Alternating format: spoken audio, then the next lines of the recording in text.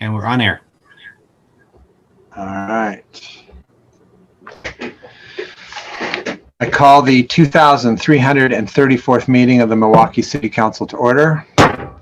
This meeting is being conducted by video conference. The public has been invited to watch the meeting on the city's YouTube channel, Comcast Cable Channel 30 in city limits, or by logging into the Zoom video conference as an attendee. The public may submit comments in writing by email to ocr@milwaukeeoregon.gov. There will be opportunities for the public to give oral testimony during today's meeting. When it is time to take public comment, staff will monitor the email inbox, the Zoom participant list, and the Zoom chat to see if anyone would like to speak. We will take comments in the order they are received and seen. Spanish translation services are available upon request. The public is asked to request translation and other meeting accessibility services at least 48 hours before the meeting. Contamos con servicio de traducción al español cuando sea solicitado.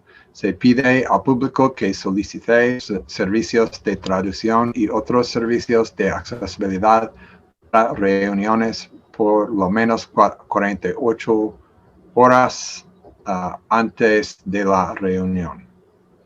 Translation services are also available in other languages. The public is asked to request translation and other meeting accessibility services at least 48 hours before the meeting.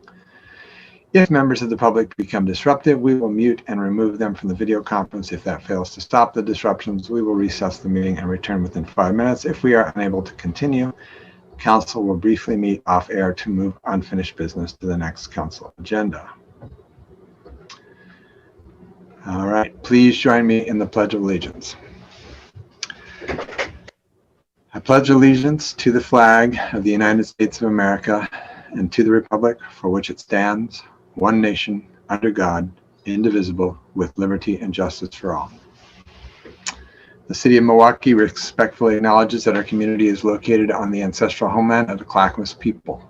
In 1885, the surviving members of the Clackamas signed the Willamette Valley Treaty, also known as the Kaipuya Etc. Treaty, with the federal government in good faith.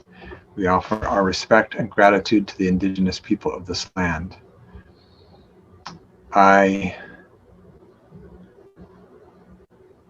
took hope today from the verdicts in Minneapolis that moving forward, our system of justice will be a little more just, and our BIPOC community members will be safer and respected and treated with the dignity that they deserve.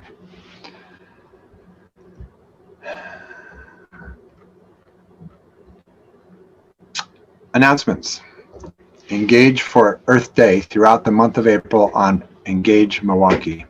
Opportunities include a reading challenge, a drawing for free books, and opportunities to share how you celebrate Earth Day. To learn more, visit Engage Milwaukee. Milwaukee celebrates Earth Day on Saturday, April 24th. The virtual event will feature presentations, interactive discussions, and a variety of calls to action. To register, send an email to rsvp@milwaukeeoregon.gov or call 503-786-7519. The Leading Library is also participating in Earth Day on April 24th by providing a free grab and grow activity bags for kids of all ages from 9 a.m. to 5:30 p.m. The bags will be available outside the front door of the library while supplies last. If you have unused prescription drugs and sensitive documents to safely dispose of, you are invited to attend the police department's annual collection event on Saturday, April 24th from 10 a.m. to 2 p.m. at the Public Safety Building. Just be sure to check the guidelines listed to keep everyone safe and ensure that the drop-off goes quickly. With the pandemic continuing to prevent traditional concerts, the Milwaukee Arts Committee is hosting another year of Porch Fest on Friday, May 7th, Friday, May 14th, and Friday, May 21st. The community is invited to create music from their own homes or walk and bike around to enjoy the sights and sounds. For details about each Porch Fest event or evening, including a map of performance locations, visit milwaukeeporchfest.com. If you would like to participate as a performer on your porch, let the Arts Committee know by sending an email to milwaukeeporchfest@gmail.com. For more information about each of these events and others, please visit the city's homepage. You will find the city calendar at milwaukieoregon.gov. If you don't have access to the internet, please call the city's general number at 503-786-7555, and staff will provide you with the information you need or connect you with someone who can help. Mayor, I had an announcement to add. Go ahead. PGE is doing a payment matching if you're behind on your bills, and they'll match up to 50%, and they want to work with you on payment plans. And they are offering service in multiple languages, and the phone number to call for that to get some help with your energy bill is 503-228-6322. And I'll drop that in the chat. Cool. Thank you. Lisa.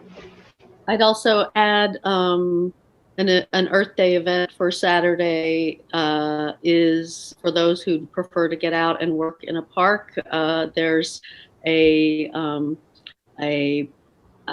work party in Minthorn Springs hosted by the Milwaukie Parks Foundation in partnership with the Wetlands Conservancy. Last I heard, they maximize it at 15 people due to COVID restrictions. Last I heard, there were still about 5 openings. So you can check the Facebook page for Milwaukie Parks Foundation to find out how to register for that. Do you want to talk to us about the farmers market that will be starting before we meet again? I'm not on the board anymore of the farmers market, but I assume the farmers market is coming back on the first Sunday in May, which is before we meet again. You're right. And maybe somebody in the city knows more. I assume it's probably going to start kind of the way it was last year, with sort of a shrunk footprint and more spacing, and without the music, although I hope that maybe that will change over the course of the summer, but I really have no inside information. Sorry. The only thing that the marketplace has asked is that people remember that they need to wear masks when they come down and that 6-foot distance is enforced. Thanks. Cool. So first Sunday in May. All right. Anybody else? Anything? No? All right. Then that brings us to our Milwaukie High School Outstanding Student Award, and this will be presented by our wonderful principal. And you're muted. Good evening, Council. Good evening, Mayor. I want to thank the Mayor for opening with talking about the birth as a mother of 2 big, strong, beautiful, extremely intelligent and confident young Black men. We have a lot of work to do. This is a first step, but let's lose sight of the work around equity, diversity, and inclusion for all of our folks, particularly our folks of color, BIPOC folks. So thank you for acknowledging that. I'm so excited tonight. Hi, Jenna. So, hello. Y'all are going to get a very big treat today. I sent you all the information on Jenna. I'm sure you had time to review it. If you haven't, she is outstanding. I mean, this young woman deserves every accolade we could give her. She is very accomplished. I sent you her resume. It's the first resume I've received. It's better than my resume. I was like, whoa, I got something to live up to. So anyway, I'm so glad that she's here tonight and that we get to honor her and just who she is as a human being, as a student, as a leader. And Jenna, I have some comments I want to share with you that your teachers made. And then the council will be able to ask you some questions and all that good stuff. So Mr. Peterson says that Jenna is absolutely wonderful, exclamation, exclamation. Her wit, intelligence, sincerity are beyond reproach. I do recall her being of Shamrock at Rowell Middle School, and when I last year with her presenting during the AP class, she was so calm and unnerved, even though I could tell she really didn't like seeing her. Jenna is going to do amazing things in the world. Keep your eyes on her, Mr. Peterson. So, Mr. Lippy says that you are always kind, have a smile, and you're an excellent math student. And I want to say that I don't ever get comments from Mr. Lippy. So the fact that he gave me a comment about you says a lot about who you are. Miss Marshaw, Jenna Stein is more than meets the eye. While quiet and only a person, there is the sharpest mind to go with her great heart. Not only does she excel in her academics and athletics, but she is invested in her community, which shows through her involvement in extracurricular activities such as Habitat for Humanity. Working with Jenna has been a joy both as a club advisor and as a teacher librarian. And while I regret our time together was short by the pandemic, I rejoice knowing that Jenna will be moving on to do great things. Miss Marshall. Jenna has been a true leader in the Honor Society this year. She takes the lead on planning and running every meeting and spends a lot of time helping other members figure out volunteer and COVID restrictions. She's also been very dedicated and engaged in AP government. Jenna gets after it. And that's from Mr. Alves. And Mr. Hurlbut says that Jen's one of the kindest students he's ever met. I had her in class when I first started teaching, and then again as a student aide second semester. She projects, perfecting them as much as possible and taking pride in them. She tried to make conversation with other students and share in discussion even when other students didn't want to participate. I remember asking Jenna to help me organize part of the room when she was a student aide, and she organized it better than I would have. I really appreciate her, and I'm so glad that I had the opportunity to have her in my classes. So thank you, Jenna. And I want to say, so for all of you, when the school, we all sent out surveys about hybrid and CDL and who wanted to be involved and not involved. And Jenna emailed me and said, Ms. G, please send these to the students because not all students have the parents that are able to fill out the surveys, and I'm worried that some kids won't be able to get into school and they want to be here. So I'm really worried about that. Can you please make sure you send it to the kids and the parents? And so I love student voice. I love when students reach out and ask me to do things, especially when I didn't about it. And I said, well, okay. So the cool thing is I took the list of students that I had that had filled out the survey, and I was able to reorganize it and get the list of students that hadn't filled out the survey. And I put a team of staff together to call every single kid on that list to see if they wanted to come to CDL or come into hybrid or stay in CDL. And because of that, we were the school that had the most kids that filled out the survey out of the entire district. And we got to 88%.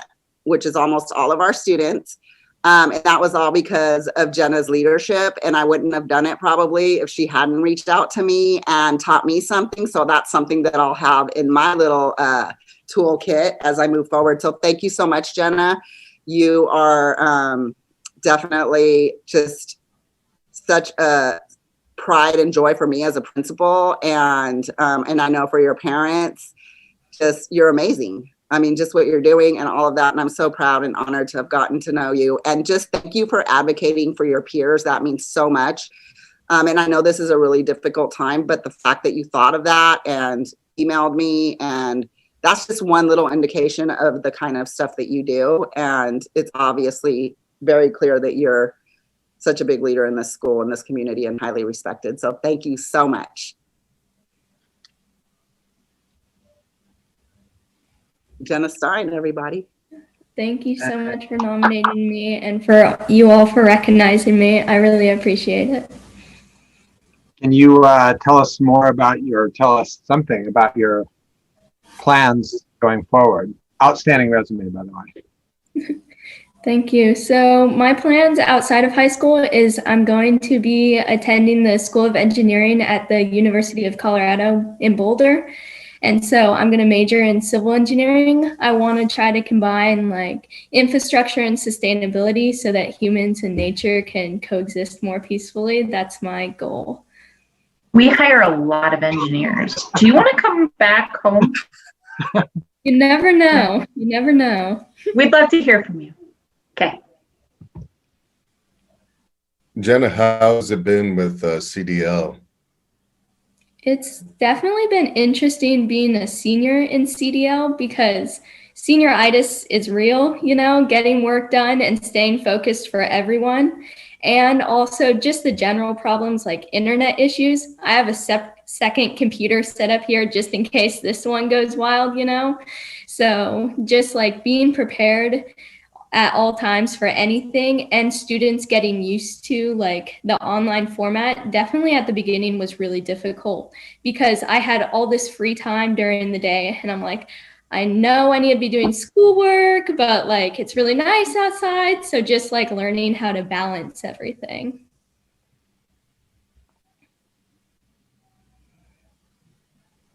Jenna, how are you liking, I remembered your name and then I saw your resume. I was like, oh yeah, I remember seeing.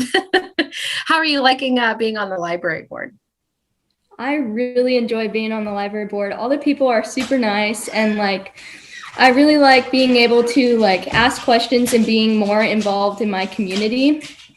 And like, I like being able to like, I know last meeting, we just had one yesterday. I was able to like give out like community service. Like if you ever need community service, I'm part of NHS. So like I can help you out, So like being able to not only involve myself, but other people in the community is really nice. I love that you're excited about STEM learning in particular. And, we do hire a lot of civil engineers in the city, but I will also point out that we have a lot of female civil engineers working for the city. So just an underline that if you are interested in coming back home, and we are especially interested in folks who have that environmental focus and you're just, I think, intrinsic interest in community engagement is a really powerful combination with engineering that I think a lot of people don't recognize. A lot of time people think, oh, engineers, they don't know how to talk to people. They're all nerdy introverts who are navel gazing or whatever. So, I really appreciate that you bring that to your future. What got you interested in STEM and thinking about that as a direction moving forward? What really got me originally interested is my dad actually designed and built like half of our house. So growing up, I was surrounded by construction. So it was kind of something that I was used to. And actually this year I got I'm part of an ACE mentorship program. It's for like students interested in architectural construction engineering. So I'm doing that right now. And that's definitely got me like way more into civil engineering and knowing exactly what I want to do. You're not the first person I've heard really good things about the ACE program from. So I'm delighted to hear that you're participating in it. Thank you so much. Thank you. That's so interesting. We, city manager and I were just having a conversation earlier today about more sustainable forms of construction for housing going forward. We're seeing housing projects falter because of the cost of wood, and we know that we need to be preserving as many of our trees as possible to help stop climate change. And we were talking about, the hempcrete and all the various things that people are starting to think about as alternative forms. So I'm super excited that that's, sort of the path you're looking at. Yeah, thank you. I thought that I hear you on the senioritis. It's been a beautiful last couple of weeks, and my heart, I know it's hard for all the students with the pandemic and the CDL, but particularly your class, because you've been in pods for 2 years and you have this beautiful high school that you didn't get to move into. So, my heart really goes out to your class. It's really sad. And I love that you're still such an optimistic and energetic person, and such a planner, and that you had the foresight to approach Principal Gelman on the issue about reaching out to the students as well as the parents. And you're just an amazing, well-rounded person. You play sports, you play instruments, you do community work as well as being a great student. So I'm sure you'll do gangbusters at Colorado, and I suspect that's a really fun place to go to school too. Our mayor comes from Colorado, and so I wish you all the best, and it would be great to have you come back here and be on our staff someday. So best of luck to you. Yeah, I went briefly to see you, and it is a lot of fun. Maybe too much fun. But it's also a really good school. My best friend was in the engineering department. He did really well on it. Something tells me that Jenna's going to balance that just fine. Well, I was also really impressed by you reaching out to Principal Gelman about that. You know, that is the actual sign of an effective leader, right? It's to have the good ideas, to think outside of the box and to solve problems, and then be willing to put yourself out there and say it to the right people at the right time in the right way so that you actually cause change. That's huge. And a lot of people never figure that out in their whole lifetime. And you've got it at the ripe old age of 17.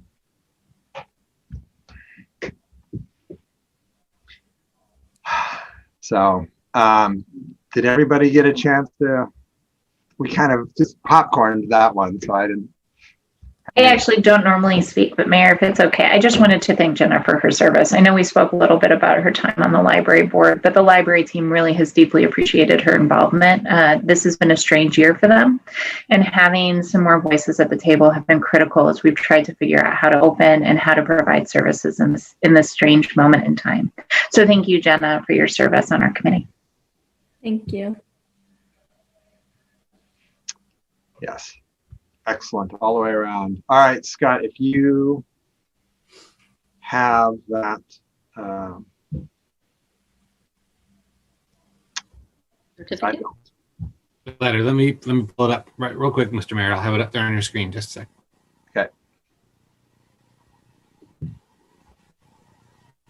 Oh, and Jenna, I've offered this to the other students. Typically, when we were in person, we did pictures. I would do a picture with the student, and if you care at all about that, once COVID is somewhat resolved, I would be happy to do a picture with you and your certificate. Okay, cool. Okay, Mr. Mayor, here we go.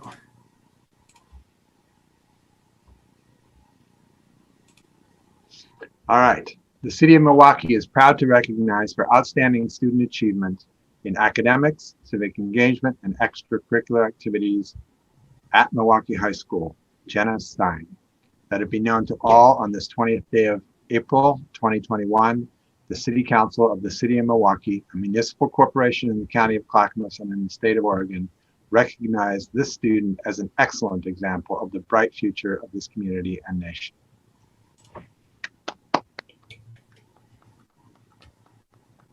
Hey! And really do think about,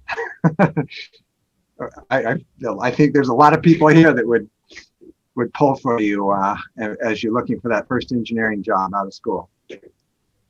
I'll definitely keep that in mind. Thank you guys so much. I'm sure you'll be getting a lot of offers. Yeah. But ours will be the best offer. Of course. Thank you. Okay. Well, thank you, Jenna. I think, oh, sorry, go ahead, Mayor. No, go ahead. I was just going to invite you to do what you're about to do. Well, I know that Jenna might have other events to go to or other things. And so I just wanted to let her know that she's welcome to go now if she'd like. This is kind of the end, Jenna. I'm going to talk a little bit about the high school. And then the certificate gets mailed here and I will send it to you. And they also send me a recording of the event that I will forward to you when I get it. Okay. Thank you, guys. Thank you. Thank you Great so to meet you. much.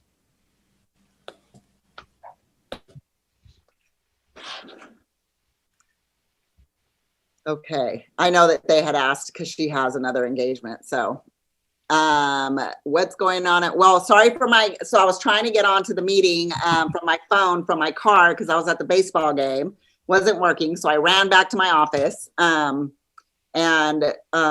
But we're 4-0 so far. I'm so excited about my baseball program.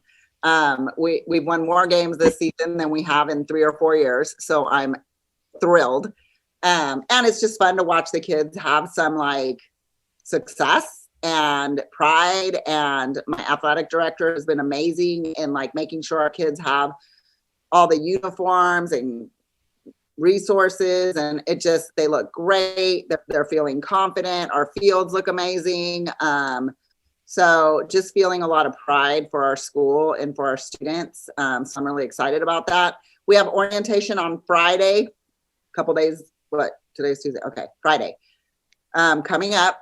So we'll see how that goes. We have hybrid that starts on Monday, but for Friday, it's supposed to be for like our 9th graders, and they get information about where everything is and how it works. And so it's all good. And then our student leadership class is going to do icebreakers in all the classes. So they're spreading out through all the classrooms, and they will be facilitating the icebreakers. I love that our students take the lead on a lot of work that teachers might do sometimes. I've talked about equity lessons they've created. I should send one day and I can show you some of their work. It's professional. It is fabulous. It's being recognized all over the place around, even at the state level. So our kids are leading, and they're creating these opportunities. And so I'm really excited about that. They're gonna, they do stuff. Our leadership class has done a lot this year with our kiddos and creating videos and fun things for them to do. So it's just been really great. Then we start hybrid on Monday. And because I was able to get so much information about how many students are coming, we can be more prepared, because we are up in the, I believe, 800 number of how many kids are coming back to hybrid. So that's a lot. So I'm excited. I'm actually more excited because people are nervous, and there's a lot of like last minute changes, and every other day something else comes out from, the CDC or ODE, and we're having to shift and pivot. So I'm just excited to get started and get kids in here so we can just get through that phase. We as a staff and a school have been through a lot.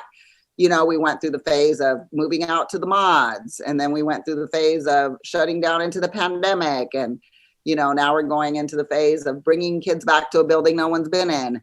But our staff is the top-notch staff I've ever had. They're the best staff I've ever had, and they make it happen. And I know they're going to be just fine. And our kids, I'm so grateful for our kids. Our students have been amazing this year.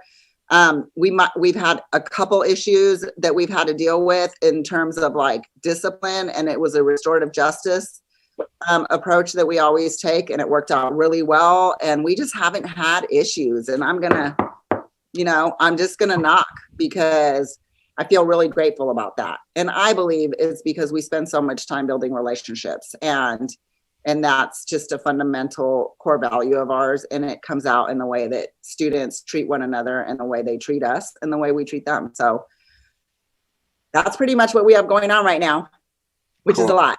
It is a lot.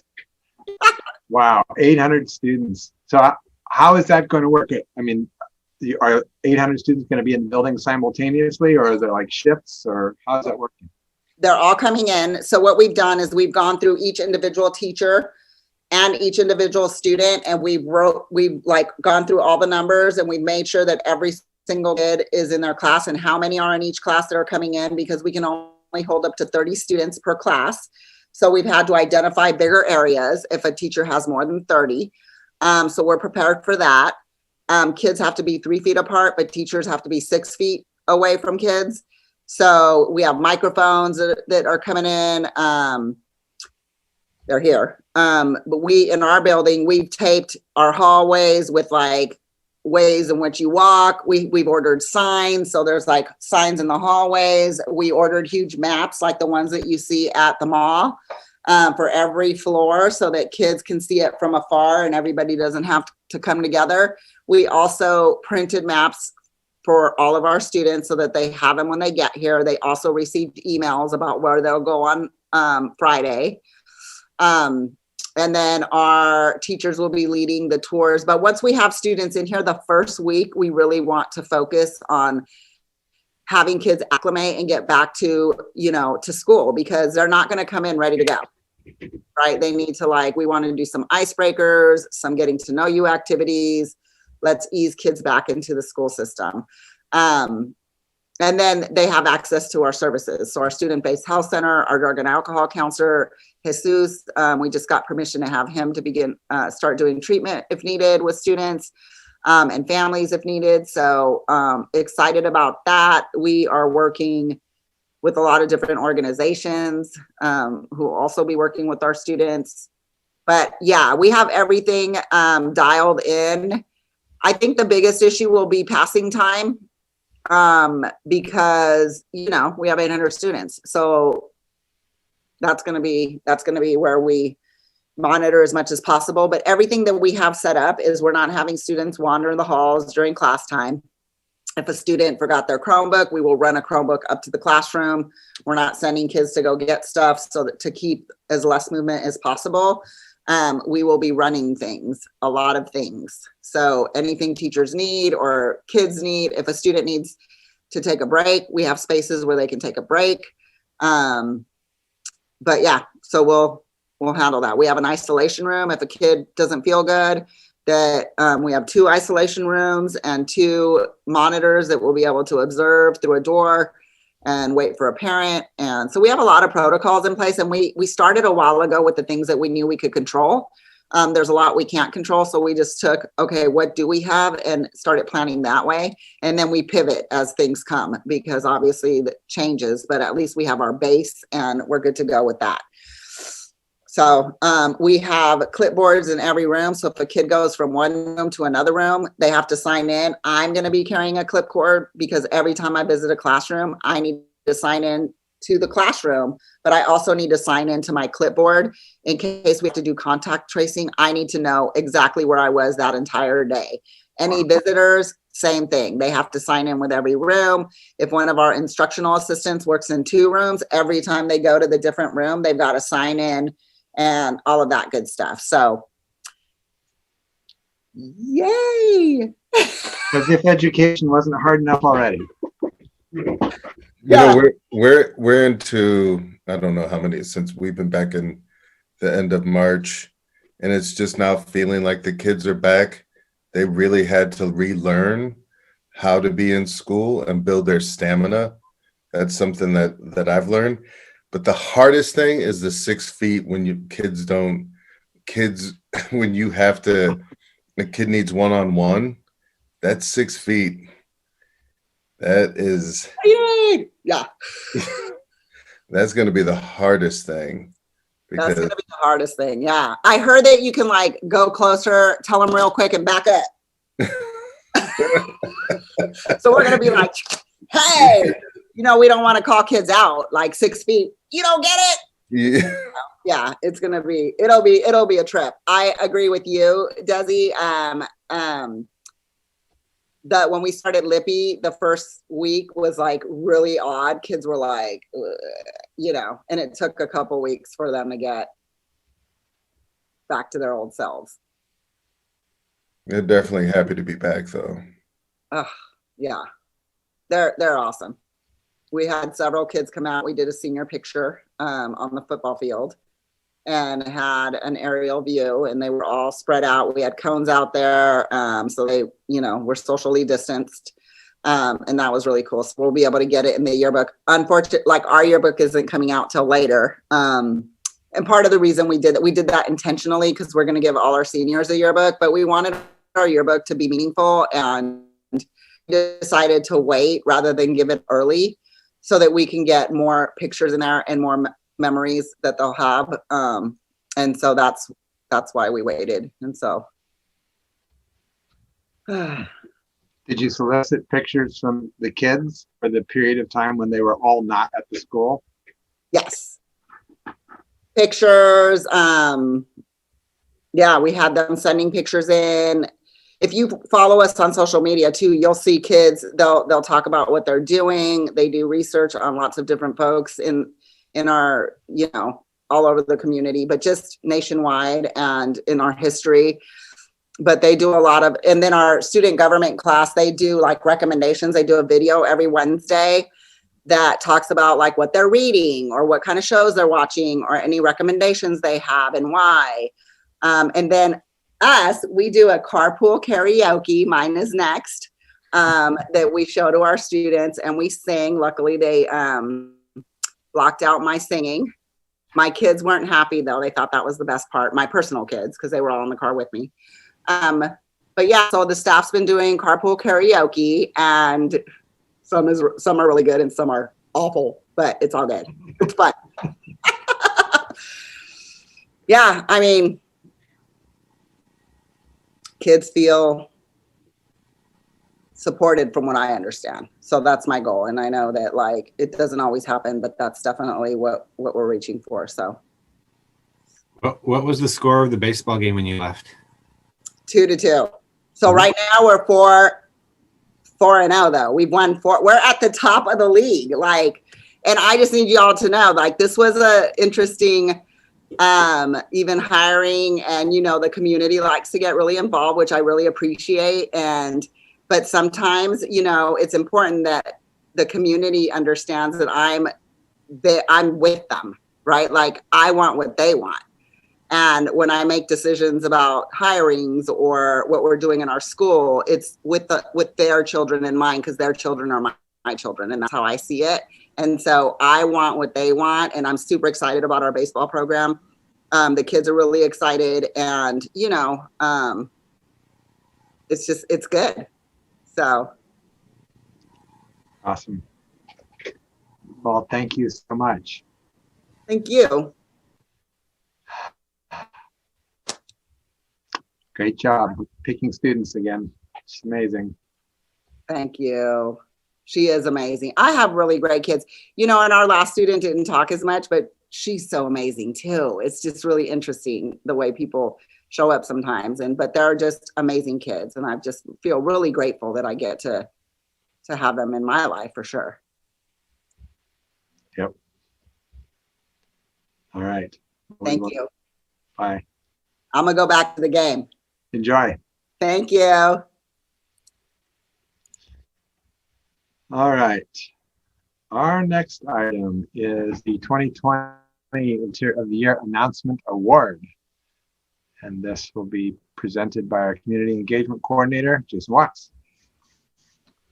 Good evening, everybody. I'm actually not going to announce it. I'm going to have you announce it, Mayor. But I'll go. I don't have, it says see Jason's handout, and I was like, what handout? I haven't.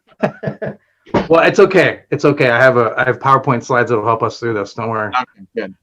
And the winner's not showing his picture quite yet, so that's good. It's still a surprise. So I will share my screen here before I start. Let's see. Panelists. Why am I not able to? Okay.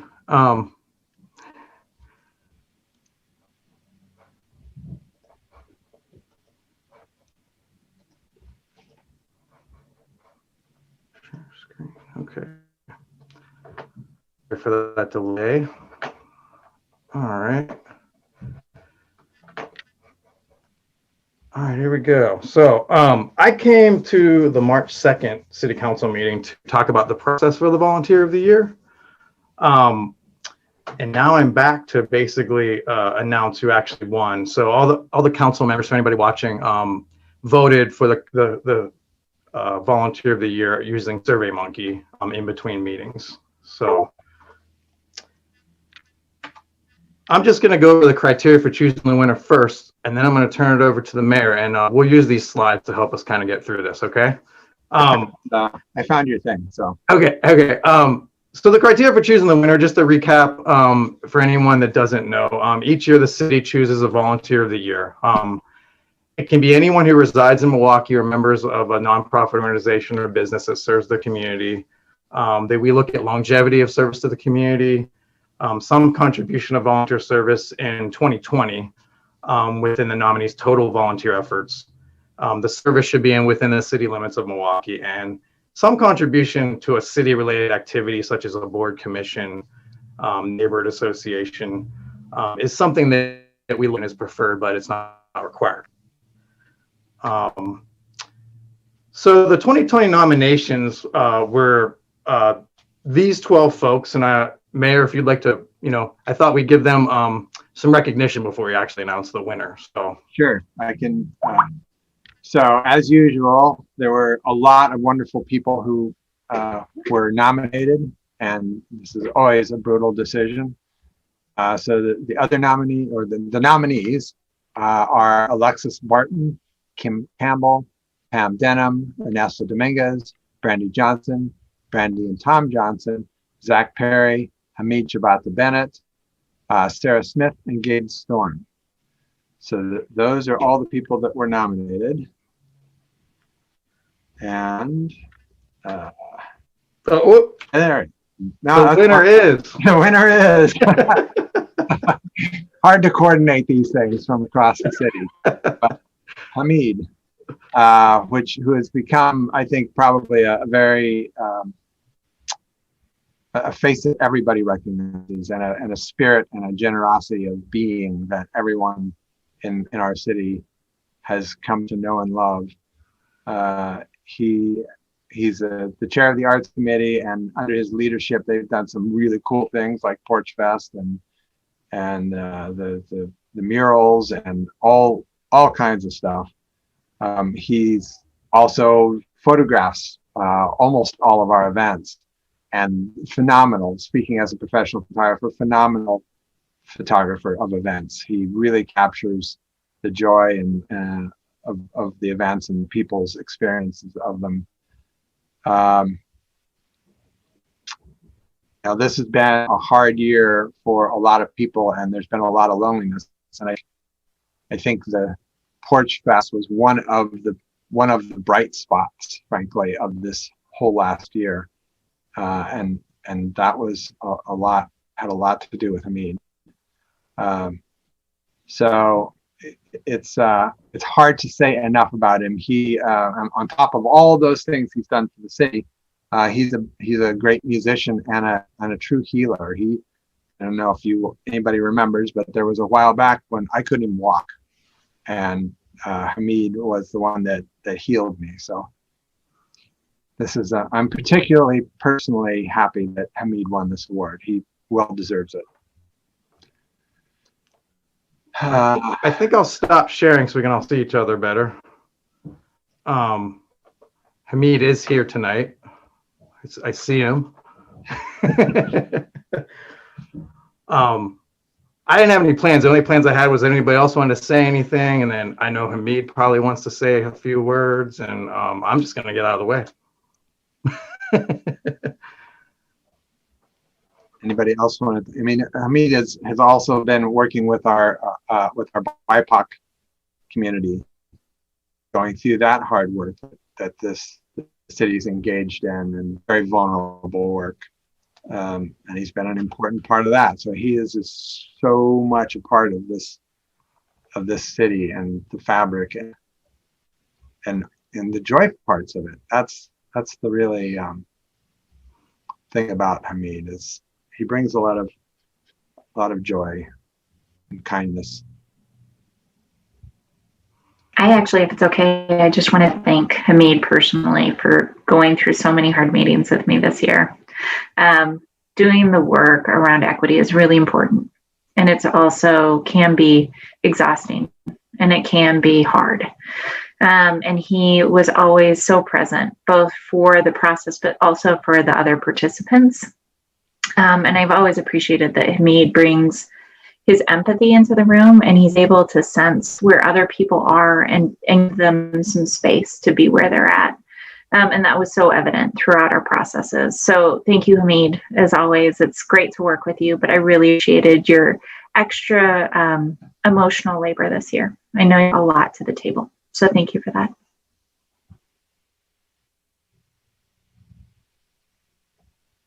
Anybody else? The one comes through for me is his kindness.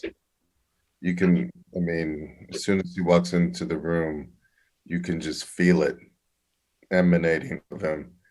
And I appreciate all the work that you do in this community with, even with NCPRD. And I have to say, I really enjoy following your feed moments. It's really enjoyable.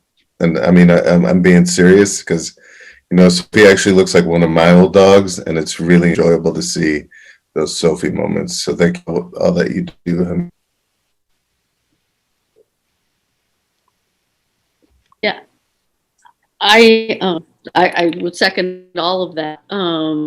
And I do feel like Hamid bring there's the joyfulness of having him, capturing city events when we had city events and other things going on in the city when we don't have events. But also he just brings such a sense of peace and such a sense of calm. And I think he has a good ability to sort of diffuse tensions. And I wish I had that ability. I definitely don't. So I really appreciate that about Hamid too. And I will say, beyond all the things he was nominated for, he's just somebody who's really ready to step up for the community when he's needed. And one of the best examples of that was, I think he might be the person who found some nasty graffiti in Spring Park. And he was right there, called a few people and got the word out there and was right there helping clean it up and get it out of our park. And so I really appreciate the commitment that he shows to the city in so many ways. And I appreciate it. I would repeat everything everyone just said. I mean, I think, your presence has been so consistent over the years, and I always and I just really am so grateful to see you. And every time I see you, I'm like, of course he's doing this work. Of course he's showing up because you are. But I would just say, especially your presence this past year in particular, has really been, I think, probably very grounding for a lot of people, all of the reasons that everybody just said. And so your work, I feel like you really stepped up in like sort of an extra you were doing a lot more work this year. I just saw you engaged in just about everything. And so thank you very much. Your hard work was definitely appreciated. And I'll just add that, again, everything everyone else has said, and also that have personally benefited in hard community conversations when Mead has been present. He's been able to be a grounding, kind presence for me when I have needed it. And that's rare, I think. You don't often find people who can see the humanity in leadership and reach out and acknowledge it and speak to it. So that's just another facet of the way that you bring your whole self to community participation. It is really a beautiful thing. And I hope that you inspire others to engage in the way that you do, because it's really a gift that you've given to all of us in Milwaukie. Thank you. Oh gosh, can I say some things? Yes, please. Mr. Mayor, City Council, and staff. Gosh, you folks mean a lot. Like the leadership that this city brings, like, makes it easy to want to participate. I'd never experienced community like this before, and it's just been so welcoming to this punk kid from Japan. And we're in interesting times. We haven't seen the like since the 1918 Spanish flu, and like this is our event for our generation. And it seems like, well, we just need to step things up and do things in a different way. And that's why this committee, I feel like it's been really pivotal to connect us all through performance and through art and through creativity. That's one of the ways in which we can all stay connected and engaged. So we tried to look for things to do that, and we're certainly going into the season with equity and diversity and inclusion in mind within our artistic choices and how we want to support those sorts of causes. And I love that hopefully aligns with city values as well. I'm kind of tickled. I kind of think it's all a big fuss, but I love you folks, and I love this community. I love this town, and I love that Milwaukie is putting its stamp on history, moving forward with the right choices. Especially like now that like accountability is trending. We've got that the verdict was something else. I hope we can move forward in some way. It's been an honor taking part in the city's process of renegotiating our own police contract, and I find our own police here to be just exemplary folks. And Chief Straight is just a phenomenal human being that really leads the police with heart. So you guys are just like rewriting my preconceived notions of what city government can be and what police can be, and it's just is a true honor to be a part of the city. And let's do good things. Thanks, y'all. Thank you.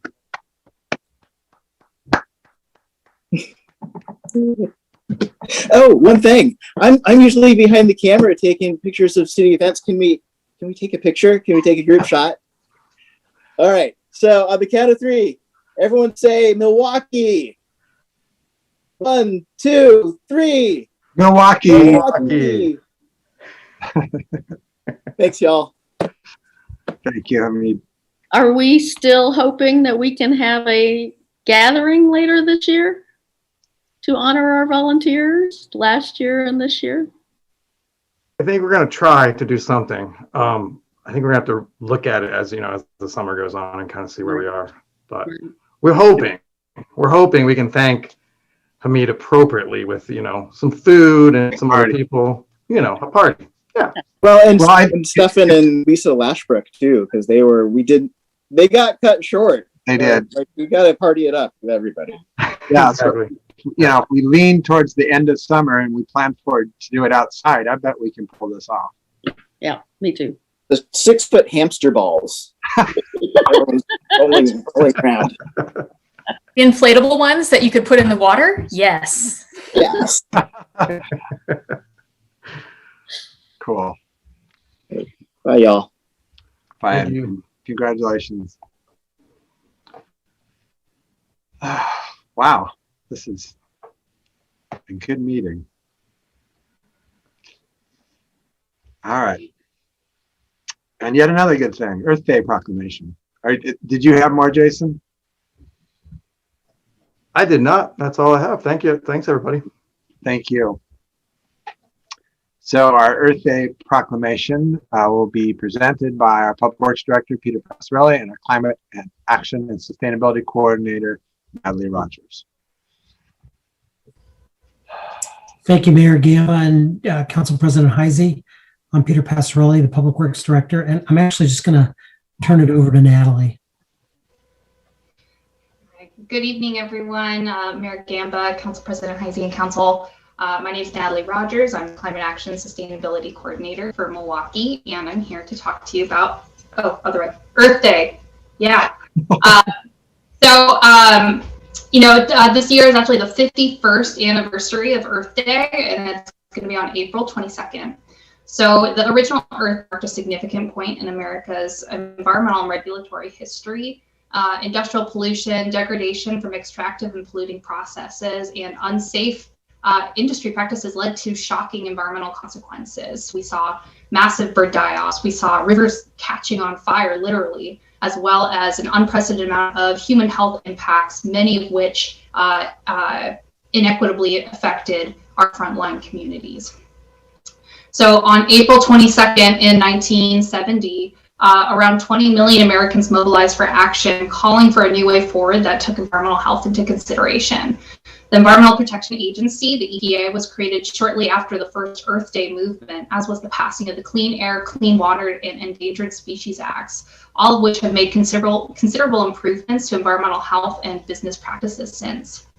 And while these regulatory actions have caused these improvements, the most significant environmental crisis is still upon us. Climate change is impacting communities around the world, as well as members of our own community.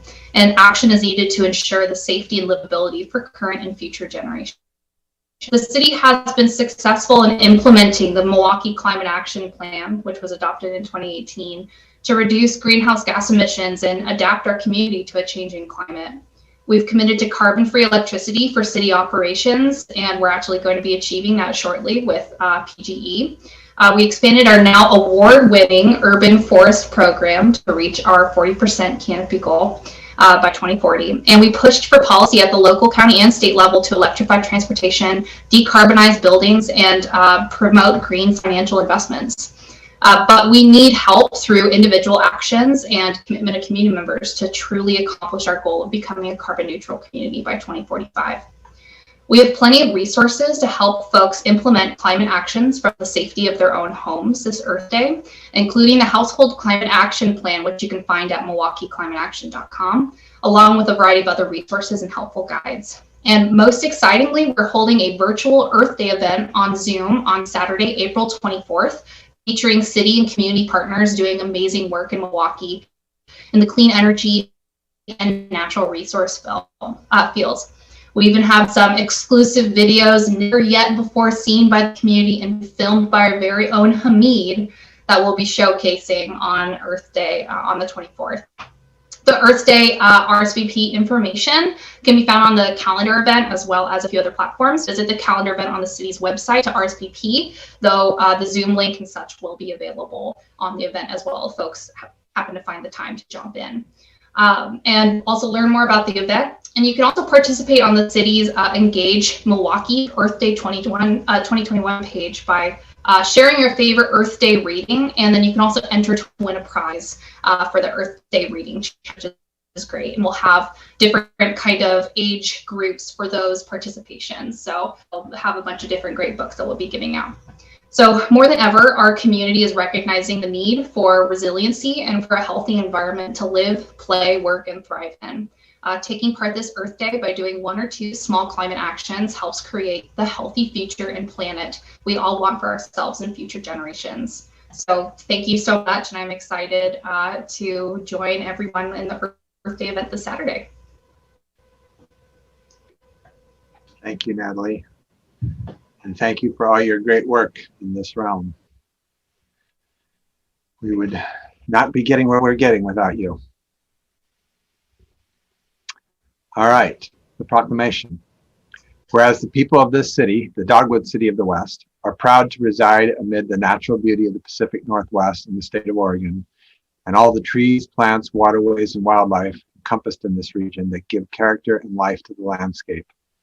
And whereas the first Earth Day was proclaimed on April 22nd, 1970, and its annual observance has encouraged the conservation, protection, and appreciation of our planet's ecosystems and natural resources through environmental volunteerism and climate action. And whereas the Milwaukie community has embraced carbon and sustainability goals in the face of climate change, the most pressing threat for our planet. And whereas the city of Milwaukie has formally adopted a climate action plan, an urban forest management plan, and a comprehensive plan that includes strategies and policies that will enable our city to conserve natural resources, promote a healthy urban forest, encourage sustainable behaviors, and improve community environmental resiliency. And whereas the city of Milwaukie declared a climate emergency on January 21st, 2020, and called for the acceleration of climate goals established in the Climate Action Plan to address the urgency of the climate crisis and call on community members to take part in climate action in their own homes, businesses, and communities. And whereas education, partnership, and community actions for restoring and protecting our ecosystems, climate, and planet are promoted and honored by all Milwaukie residents, as is the shared desire for a resilient community, environmental justice, and access to nature for all community members. And whereas the city of Milwaukie proudly recognizes all who protect, and preserve the environment and climate through participation in Earth Day activities by taking a proactive role in the protection of our community's precious natural resources. Now, therefore, I, Mark Gamba, the mayor of the city of Milwaukie, a municipal corporation in the county of Clackamas and the state of Oregon, do hereby proclaim April 22nd, 2021, Earth Day. Thank you, everyone. Thank you. All right.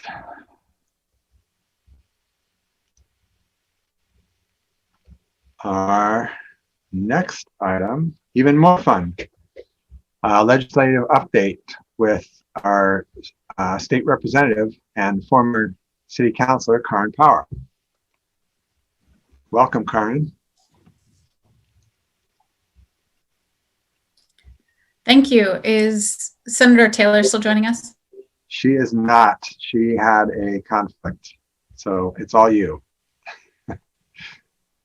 Okay, super. I'll do my best to cover all the bases then. It is great to join you all, especially on such a momentous day. It's really nice to share in our community work. And I want to recognize that the last year has not been easy, but particularly on people who are at the front of helping community members across the country. I've been reading the rates of turnover among local elected officials. And I know many of you have been serving our community for some time. You know, some of you are newer, but have been serving in different capacities for a long time. So I wanted to start off by saying it is weird to be on Zoom with you. But it's lovely to join you and join this agenda item. And I wanted to extend my gratitude for the way that you've been serving our community through an unimaginable last year and a half. So that's been a real feat, and it's really nice to see you. I'll give a little bit of update on what I'm working. The great thing about Senator Taylor and I is she and I have very different assignments. So often when we're able to present together, you get a broader view of the work going on in the legislature. And we just the other week passed a critical deadline where we exchanged bills between the chambers largely. So I'll try to do my best to forecast what might be coming over from the Senate. But it is an unusual year.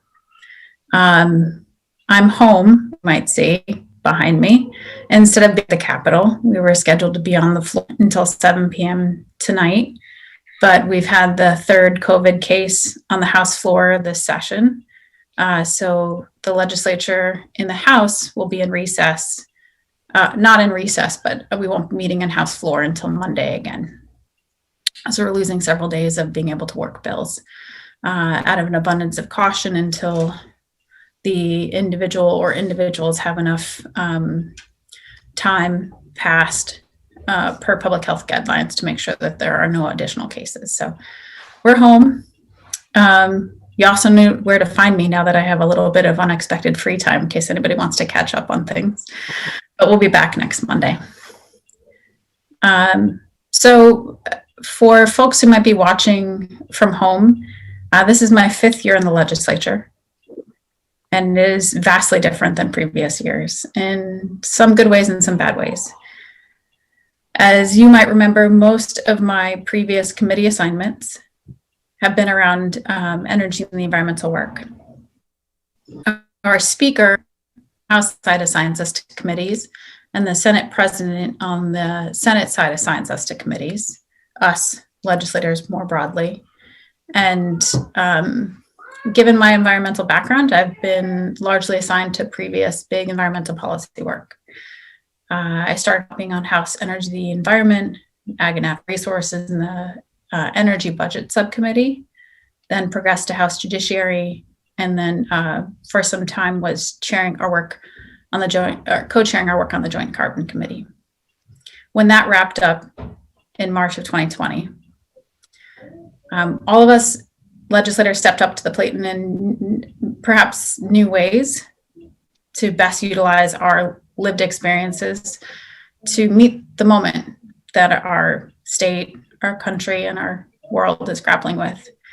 And so what that meant for me was stepping away from my environmental policy work and stepping into the fact that I'm no longer the youngest mom in the legislature, thanks to Rep. Valderrama joining us, but I have the distinct honor of being the only one with 2 kids under the age of 5. And boy, did this pandemic expose the chasm in our child infrastructure. And so March, with the closure of all of our providers across the state and then limited reopening as emergency childcare providers, I joined with some of my other colleagues who also have young or recently had kids in childcare and began advocating for our childcare providers. There's a disparate network. Many run their own businesses out of their own homes, and nobody was really advocating for them. And yet all of them are absolutely essential to helping the rest of us do work. If there's not a safe place to put your kids during the day where they are seen and nurtured, we can't go to work. So a quick pivot to the reason why I'm now chair of our new early childhood committee. My colleague, Rep. Jack Zika, who represents the Redmond area, and I both have little kids, and we got on the horn early and we're very squeaky all year about getting resources, support, and attention out to our childcare infrastructure network. The other things that the speaker has assigned me to, I continue to be vice chair of our House Judiciary Committee. And then she newly created 2 policy subcommittees to help manage the volume of bills around civil and criminal law this year. First, she created a equitable policing subcommittee and then a civil law subcommittee to help manage the other areas of law.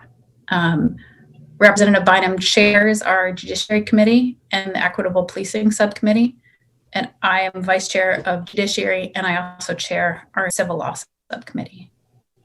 On top of that, I really missed our environmental work. I asked to be appointed to the Joint Transportation Committee, and with that, I got an appointment to the I-5 Bridge Committee. So as that work ramps up, it's particularly an area that I'll be looking to the city for their expertise and your feedback. Move ahead with beginning those conversations again. So I have 4 active committees, 2 of which I chair this session, and it has been a different lift, but a really rewarding one. So I know there may be many questions that you have, or want to highlight ways that we can continue working together. I continue to hold constituent coffees via Zoom the second Saturday of every month. We've had some really great, robust conversations around political violence, how to be engaged in community conversation around nationalist violence, how to help talk to family members. We had some experts come and share thoughts. We've continued to talk about how to fix the social in our country that has long gone unseen, the care work that makes all other work possible, and how to pay for that over time. Oregon, I feel very lucky to be leading the Early Childhood Committee. If you're listening to some of the national conversations around infrastructure, it's not just built infrastructure in the way that we've normally thought about building and repairing bridges and roads. The national conversation is pivoted to how do we expand our K-12 system to our earliest learners and help parents afford quality, culturally responsive, linguistically competent care for their families. And we may be embarking upon it where we're talking about universal, which would be phenomenal. In the meantime, I'm working on overhauling with many others in our committee, overhauling the way we approach early childhood governance, the department that oversees birth to 5 is a sub-department of the Department of Education. They have as many providers that they work with across the state, and many, many languages spoken by those providers, as Department of Education has school districts that they work with. And their needs are different. And so we're looking to the federal resources and federal investments to poise Oregon organizationally better to capitalize on forthcoming grants. Our whole agency right now and all of the state-funded programs that through which federal funds pass through are about $700 million a biennium. And thanks to the one-time investments right now, we're going to be receiving as a state about another $500 million. And so our little department has incredible opportunity, and we're getting them ready and working on getting them ready to invest accordingly. Today is also a little bit of a missed opportunity, pivoting to some of our judiciary work. We were ready to convene on the House floor at 11 a.m. this morning to pass a suite of police accountability and equitable policing bills that came out of House Judiciary unanimously, thanks to the very hard work of all of our colleagues and our parties. And so this morning would have been a really momentous opportunity to talk about that work that Oregon is shouldering ahead. And unfortunately, that'll have to wait till next week. I'd say in the near term, I mean, you all are probably aware states receiving significant one-time funds that can't be used to supplant current programs. And so we're having a very robust conversation around how to make sure our state is for budget downturns in the future. And things that usually don't make local press.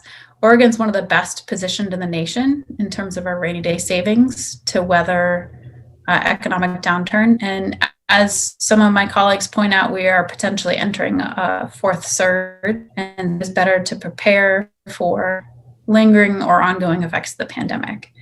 What that means is the 3 people who are in charge of our budget, the 3 legislators, as we call them, our tri-chairs, are recommending that we earmark and save a good portion of those one-time limited federal funds, and then look to invest the remainder in items that are going to spur or either going to help people economically recover from the pandemic or spur economic recovery through the kinds of work that they're going to generate. And legislators have been sharing ideas on how to spend those one-time funds within the time parameters in accordance with the federal guidelines that come with those. And of course, we're all watching very closely other potential federal investment packages. So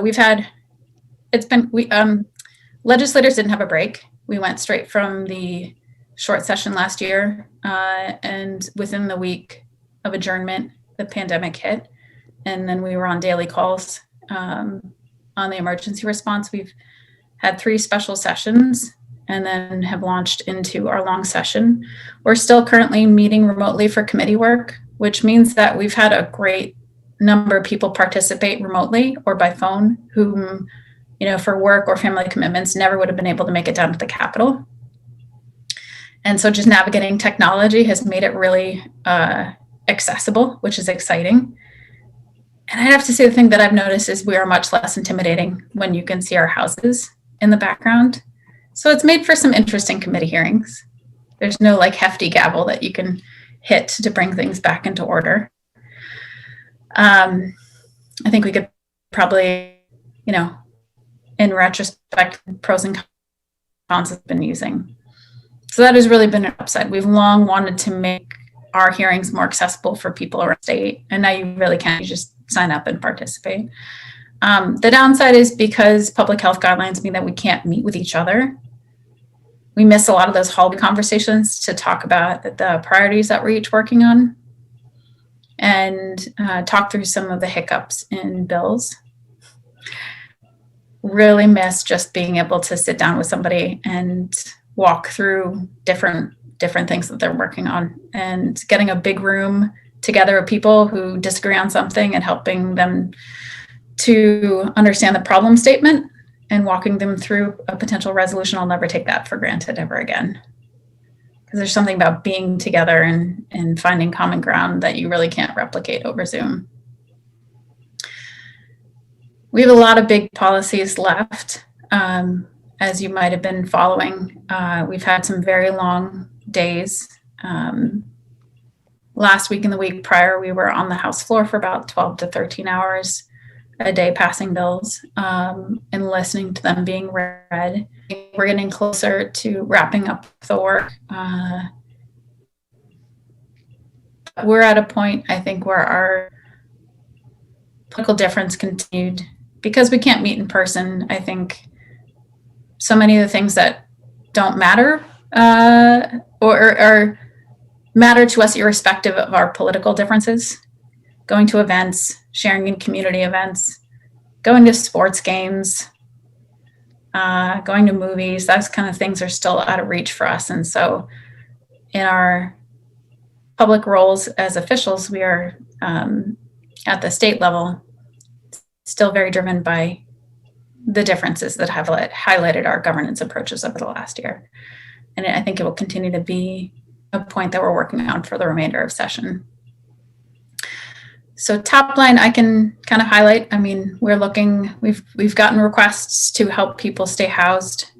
We've extended the eviction moratorium and are looking to make significant other investments in helping to repay some of those rents in arrears. Discussions continue around foreclosure, residential foreclosure, moratoriums, and helping people afford water and sewer bills, and preparing for the next natural disasters and potential wildfire events. Our communities in the southern part of the state are looking at a multi-year recovery. We're very lucky, I think, in our urban areas to avoid the significant damage that occurred to the south of us. And a lot of the policies that some of my colleagues are leading are small things like allowing somebody to have a camper longer than it is what otherwise authorized under city code, because a home's currently being demolished and you have to be a little bit flexible about some of the things locally or in state policy. I think that'll continue to drive our work. And I just want to touch quickly before I'd love to open it up to discussion. We are very mindful. I am very mindful that the data coming out of California indicates we have some of the lowest moisture content in indicator species. And it may very well be a worse wildfire season than last year. And so weatherization and wildfire readiness and emergency management readiness is a big piece of our work. And I'm grateful to my colleagues who are serving on those committees, thinking about how do you manage evacuations, even if a pandemic is ongoing, and how do you help our emergency first responders prepare again. And I think that is why my budget co-chairs or tri-chairs are being quite prudent about our financial situation at the moment.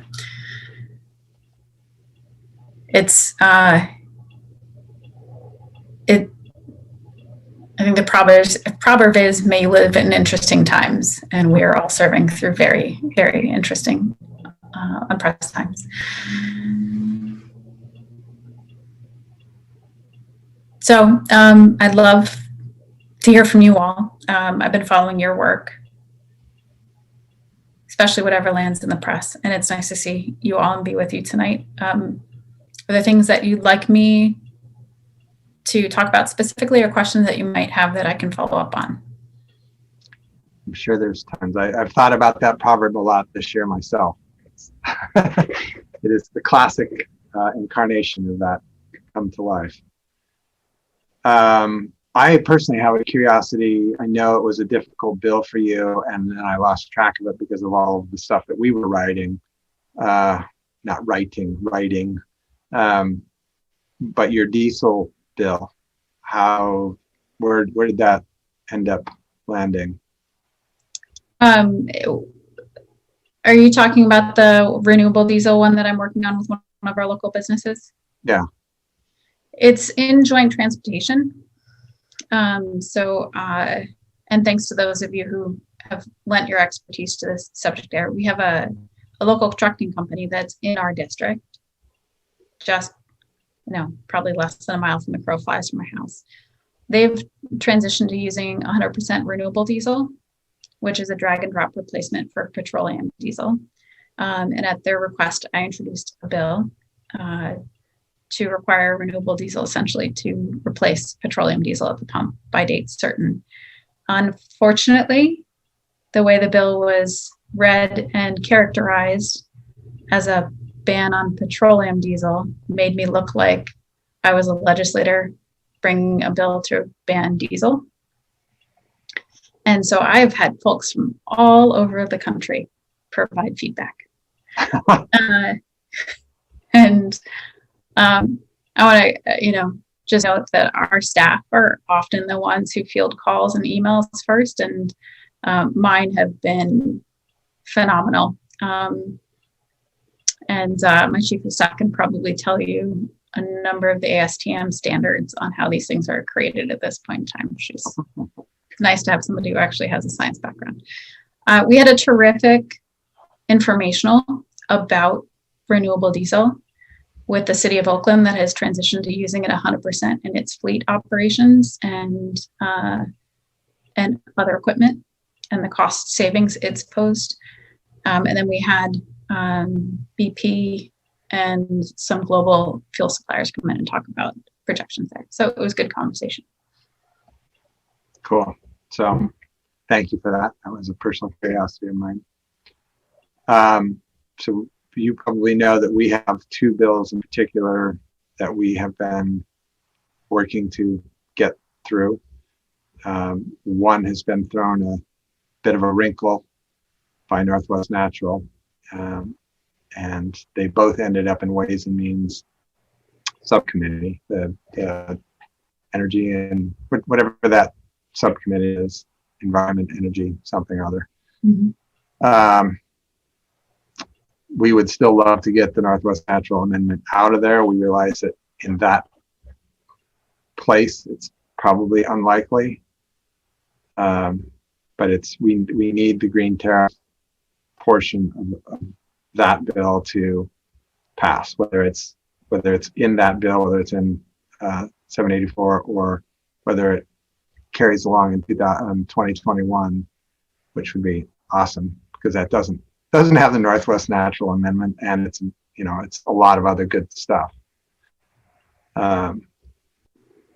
So that's one of the issues that, however, we need advice from you as to our best strategic moves and help from you in whatever way we can to make that happen. And the other one is the REACH bill, which also is in Ways and Means, which we expected that to happen. Mm-hmm. But I think that's a really important bill, and I think there's a lot of cities very hopeful that we can get that one through. And I think it'll make a pretty big difference pretty fast. So we know that there are so many bills stacked up, and that these are not kind of anybody's priorities. And so we want to make sure that we can figure out a way to make sure that they get their votes on the floor and get a shot at getting them passed. Specifically, we were hoping that you might reach out to Reardon and Holby, since they are both on that subcommittee, and just offer a little encouragement and educate. And we're always happy to speak to anyone if they have questions, or if we can be of assistance in any way on either of those bills and the issues pertaining to them. Great, I'll follow up. Thank you. I want to note, House Bill 2021, I think, continues to be a priority. Where there's a difference of opinion and perspective is not whether we decarbonize our grid and align with our neighboring states, because it makes sense to have regionally shared goals so that our integrated system, though operated by different companies, continues to move in the same direction. It is the difference of opinion how you get there, and how prescriptive you are in directing private companies in what they need to do in order to meet those goals.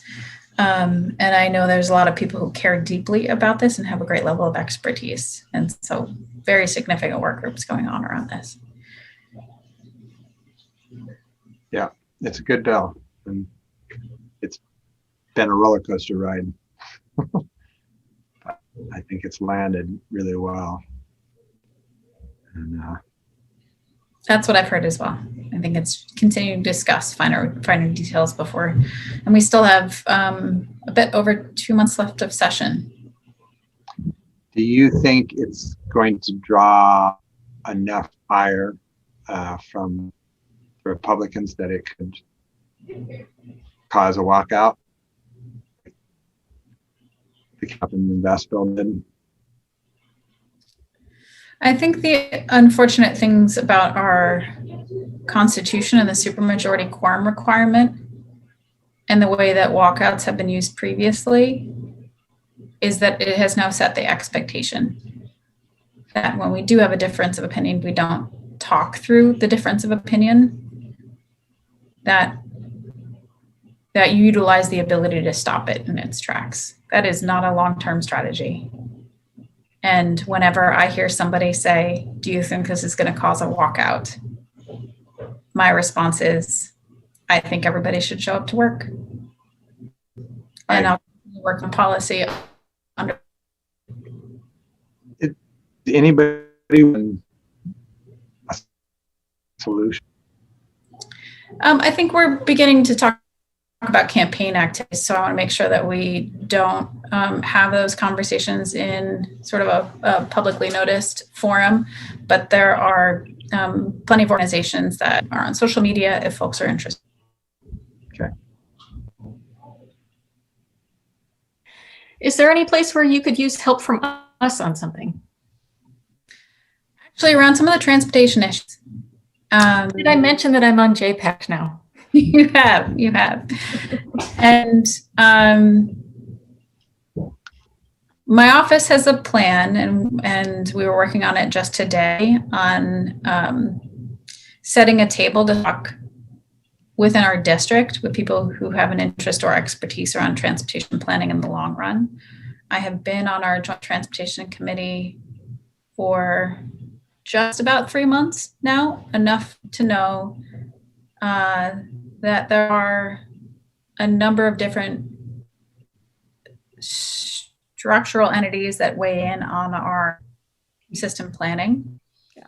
And that for me to be helpful, I need to have a little bit more depth of expertise at the local level. I don't know quite what the timelines will be around the bridge planning. I think they're waiting until we can meet in person, perhaps outside for some of that work. I know that they did tours in the past to look at the bridge and kind of ground the committee, since it is a by committee. But that's where I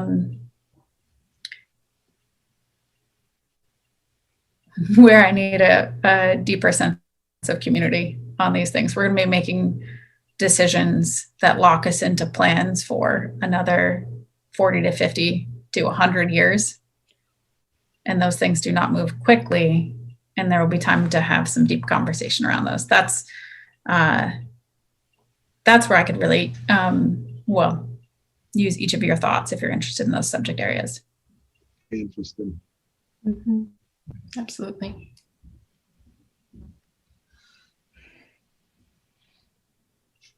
I've been getting a few questions about some of the innovative work that you were doing. I got a question from a colleague around star voting. So I had a note to myself to follow up with the city to learn more about that.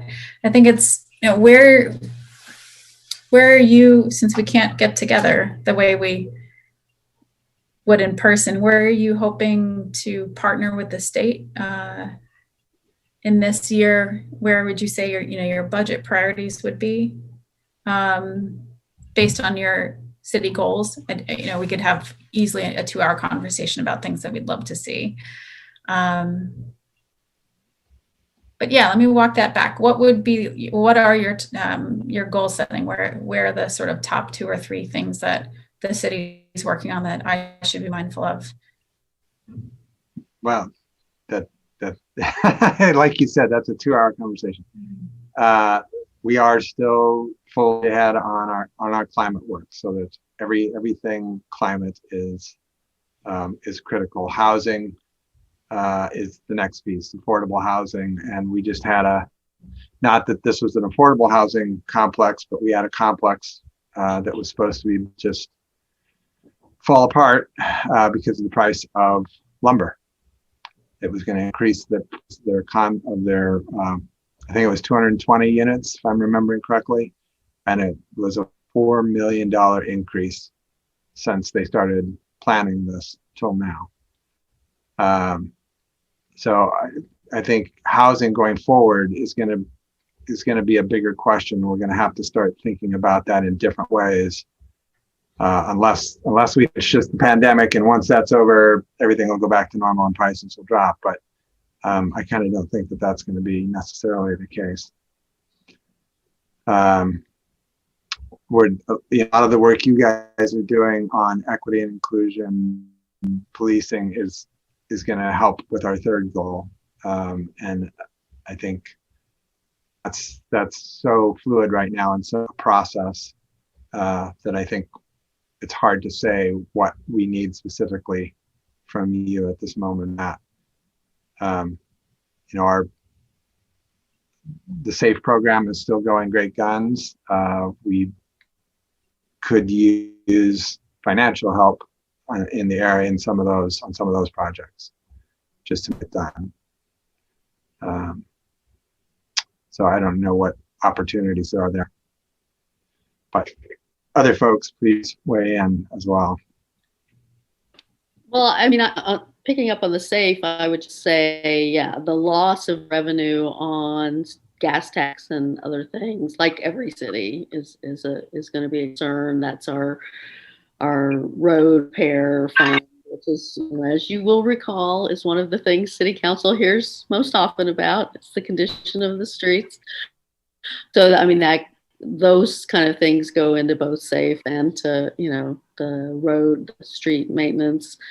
I think Kelly, on a sort of more discrete project, you've probably heard this from Kelly, but I'll repeat it, that, we have some shortfalls on both Monroe Greenway and Milwaukie Bay Park. We're hopeful to see Milwaukie Bay Park under construction this time next year. So it'd be great to fill the gap there. And I'll just add gas tax that I would be remiss if I didn't say that is, think long range about how gas tax funds city projects and how it funds project region is work that Transportation Committee is focusing on, because we don't want to be caught in the lurch when we finally get to the point where we have electrification going full ahead. And I'm hearing more and more about that in transportation discussions, but the more that's happening at the state, and the more we're talking about how state control of those dollars is trickling down to cities, and making sure that cities still are getting an equitable share of those dollars, will be really key in the future.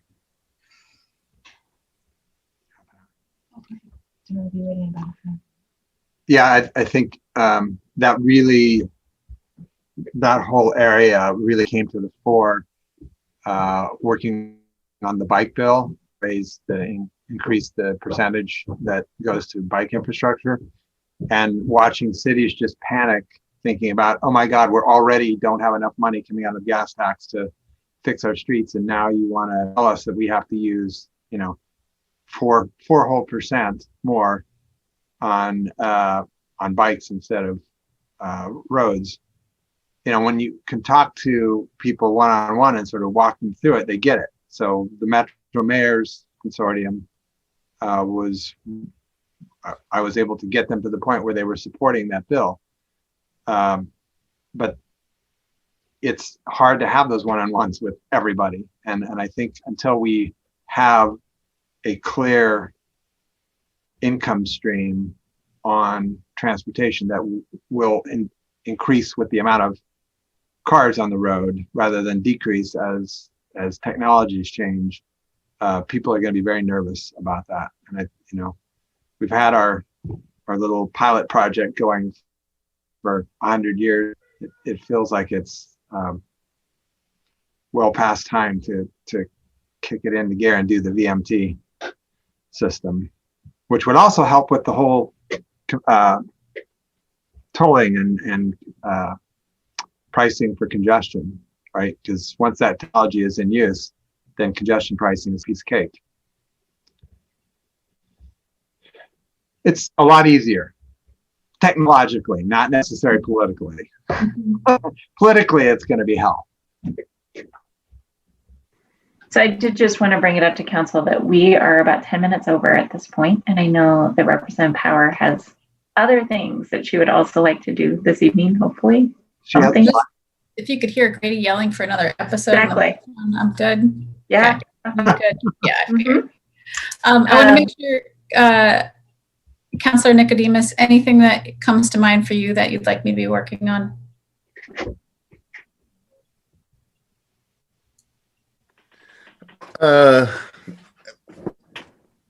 As of right now, no. I would like to touch base with you about the budget, the school budget that's coming up. They're going to have a hearing this Friday in the Ways and Means. So I'd like to touch base with you about that. I know that schools have been asking the state for more money to help invest in. There's a number of great great initiatives I've been thinking about.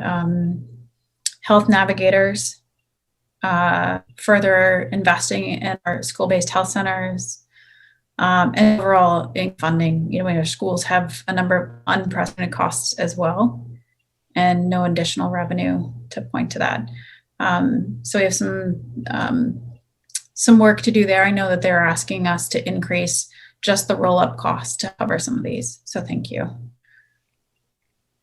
I wrote down a couple of notes that bring to your attention on things that I'm working on specifically if they come up.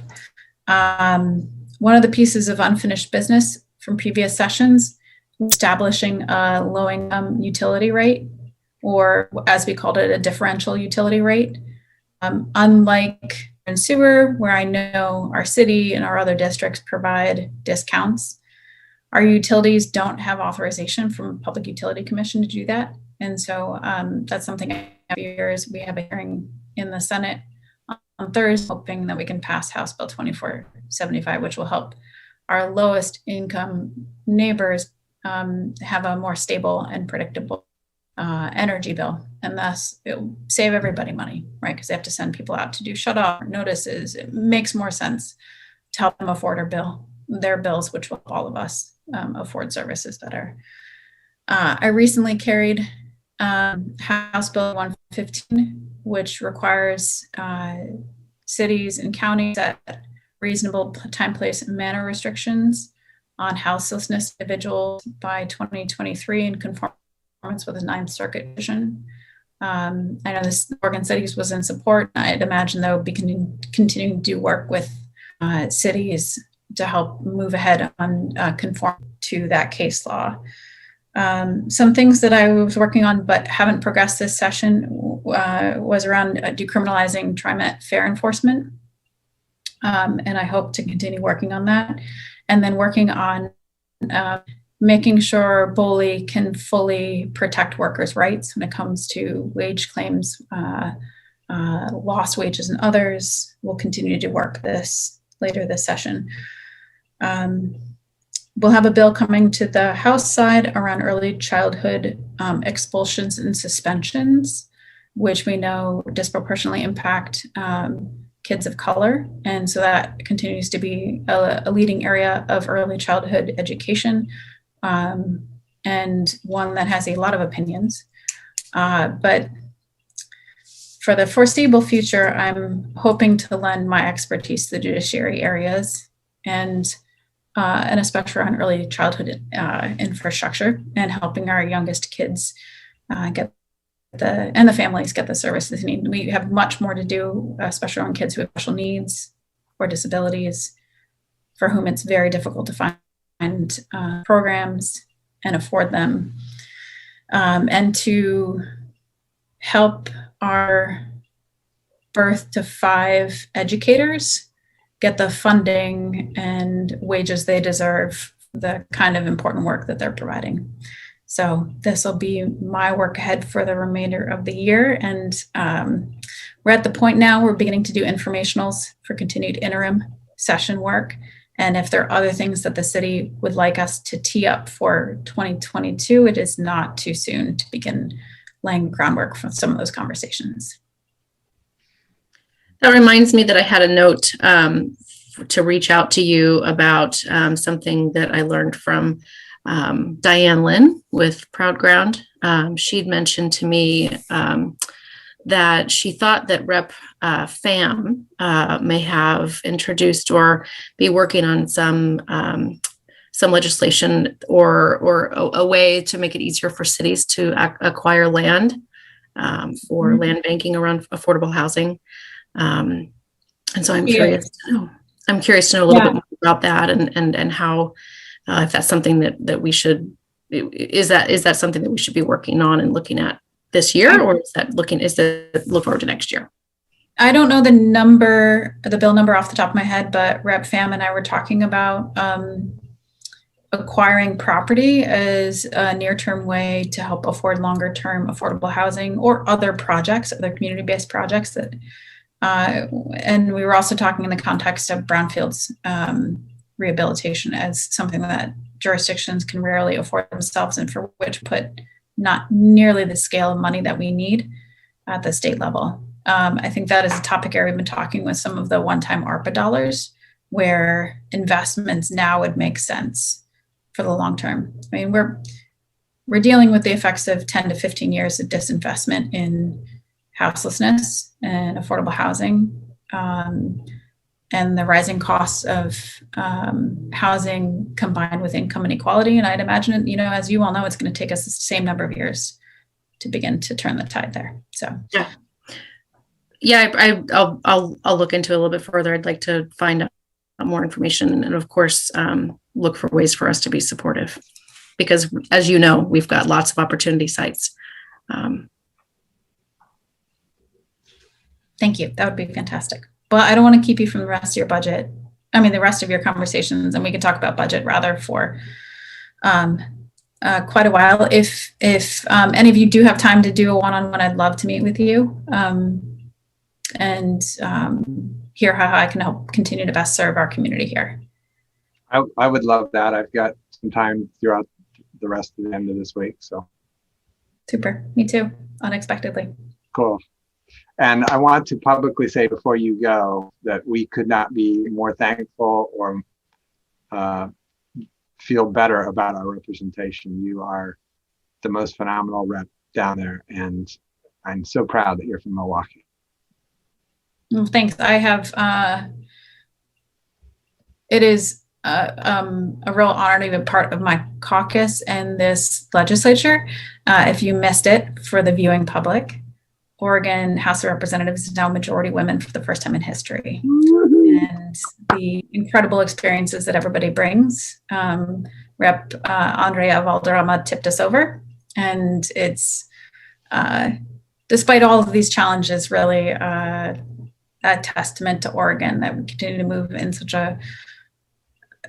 both parties continue to move towards more diverse and deeply rooted legislature. So it's a good year. It's always a pleasure to serve this community. Andrea is my emerged sister. And so I will just really quickly give a shout out because I think quite a few of those women are emerged sisters. And so in no small part due to the tireless efforts of that organization. Yep. Okay, really nice to visit with you all and everybody else who might be watching from home. You too, Karin. Thank you.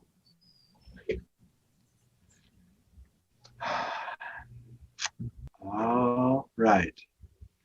This is the part of the agenda during which council will hear community members' statements regarding city business. Those wishing to speak, please raise your hand or indicate you wish to speak. Before you make your comments, please state your name and city of residence for the record.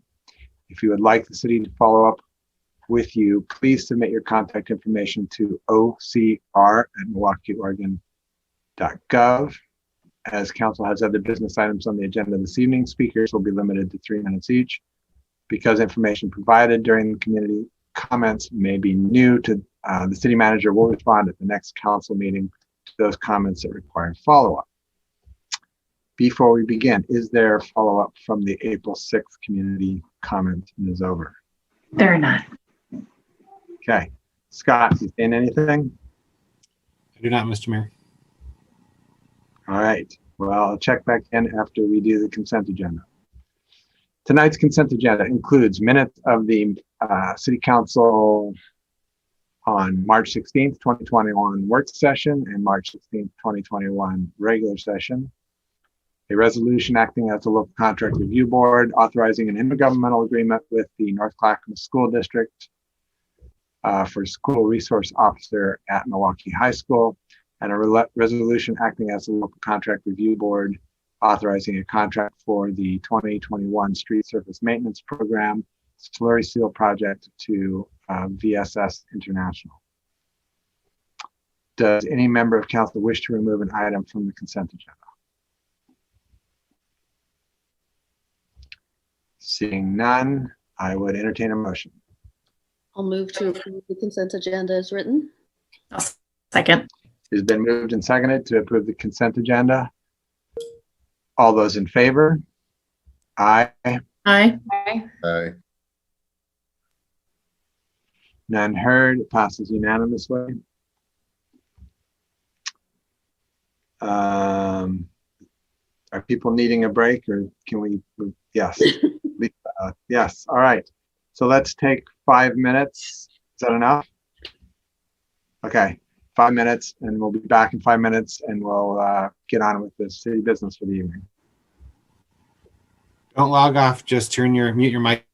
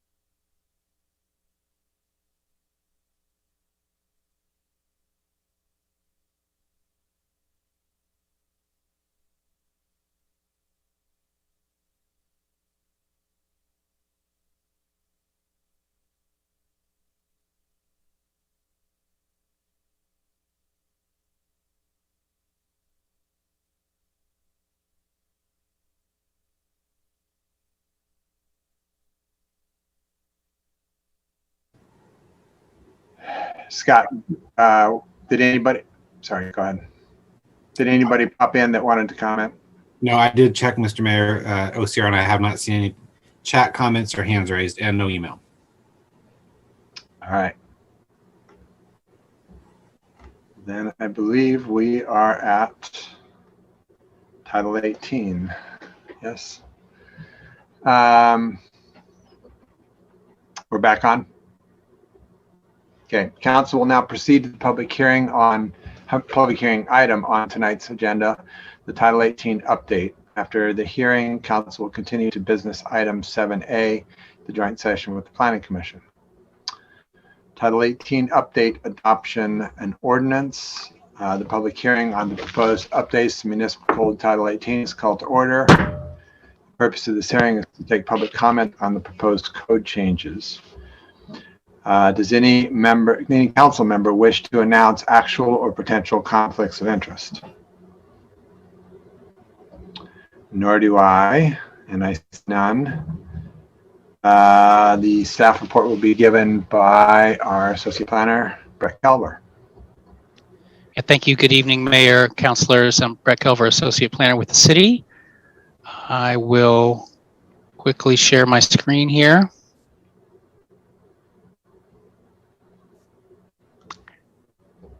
So thank you for the time. I apologize for having to take time on your agenda tonight. You know, a little over a month ago, March 2nd, you adopted kind of a more major set of amendments to Title 18. Shortly after that adoption, we were informed by DLCD that there were two small pieces of language that we actually needed to make sure were included.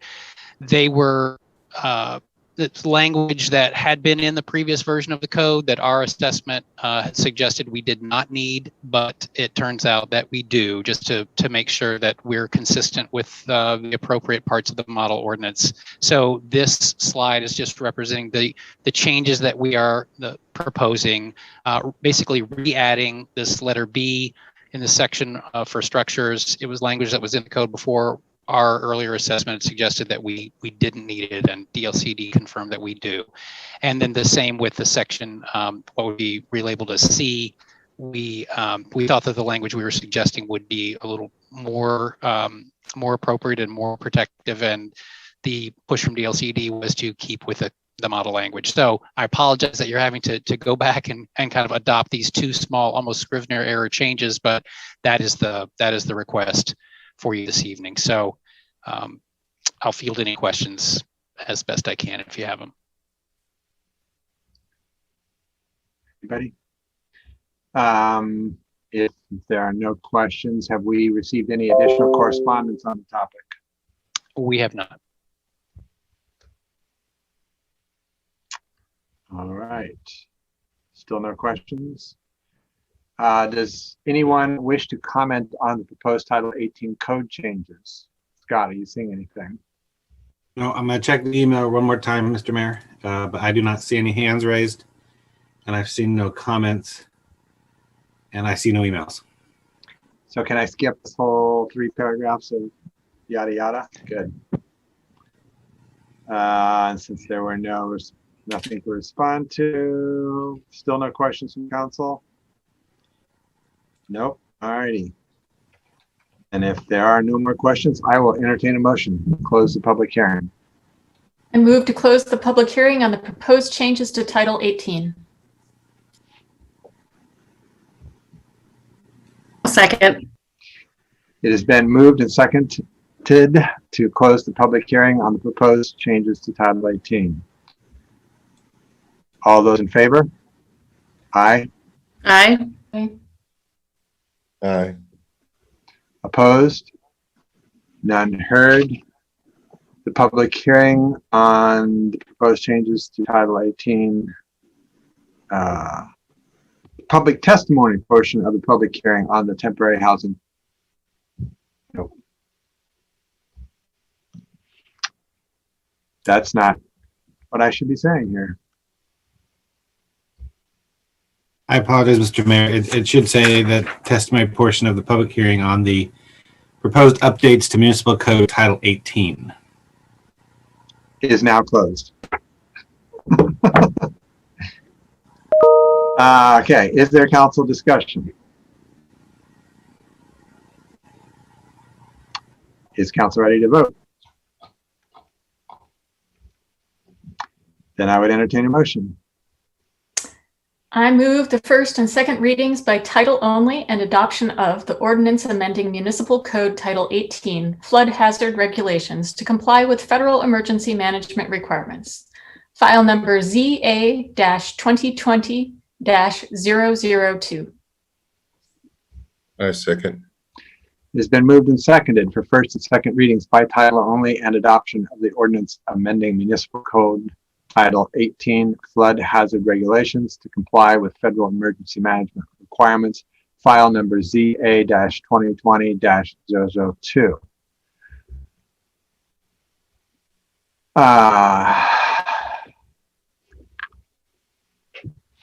All those in favor, please signify by saying aye. Aye. Aye. Aye. Aye. And opposed by saying nay. And heard, it passes unanimously. Ms. Over, would you please read the ordinance by title only twice?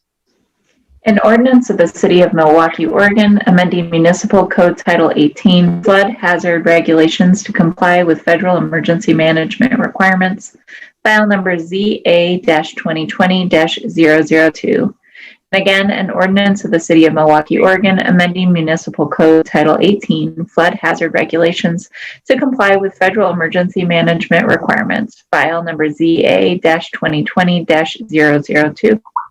Mr. Stopper, would you please poll the council? Councilor Nicodemus. Aye. Council President Heisey. Aye. Councilor Faulkner. Aye. Councilor Beatty. Aye. Mayor Gamba. Aye. Motion carried 5-0, ordinance number 2201. All right. So our next item is a joint meeting with the Planning Commission. And I see 5 members of the Planning Commission, and I'm promoting them all to the panel now. Excellent, thank you. And we will be having a Planning Commission annual update. And this will be led by our Planning Manager, Laura Weigel. Hello, everyone. Nice to see you all. I will wait until all the planning commissioners are up on the screen. Fantastic. Welcome, commissioners. Good to see you all virtually. So thank you all for being here. Thanks for having us tonight. Mayor and councilors and planning commission members, thanks so much for being here with us tonight. Let me share my screen here.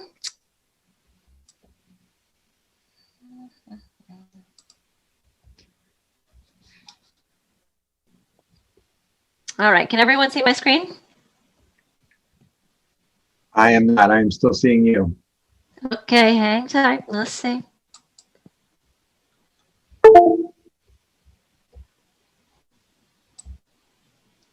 Is it still just me? Just you. Okay, I'll try it again. I don't know why it's not sharing. Let's see. How's that? You're there now. All right, awesome. Sorry for the delay on that. Okay. You are on your the screen that shows your notes. Just want to let you know that you're not on the presentation screen. Good to know. Thank you for that. How's that?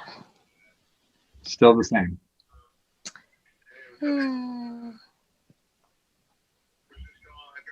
I apologize. Laura, you may have to do a new share. Okay. And when I can try that. So when you click the green share button, it brings up all the windows, and there should be an option that sees the full view of the PowerPoint slide.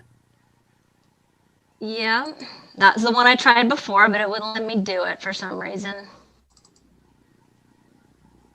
Can you see it now? Yeah.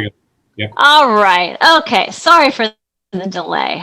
Getting used to this technical stuff still after an entire year. Okay, so what are we going to talk about tonight?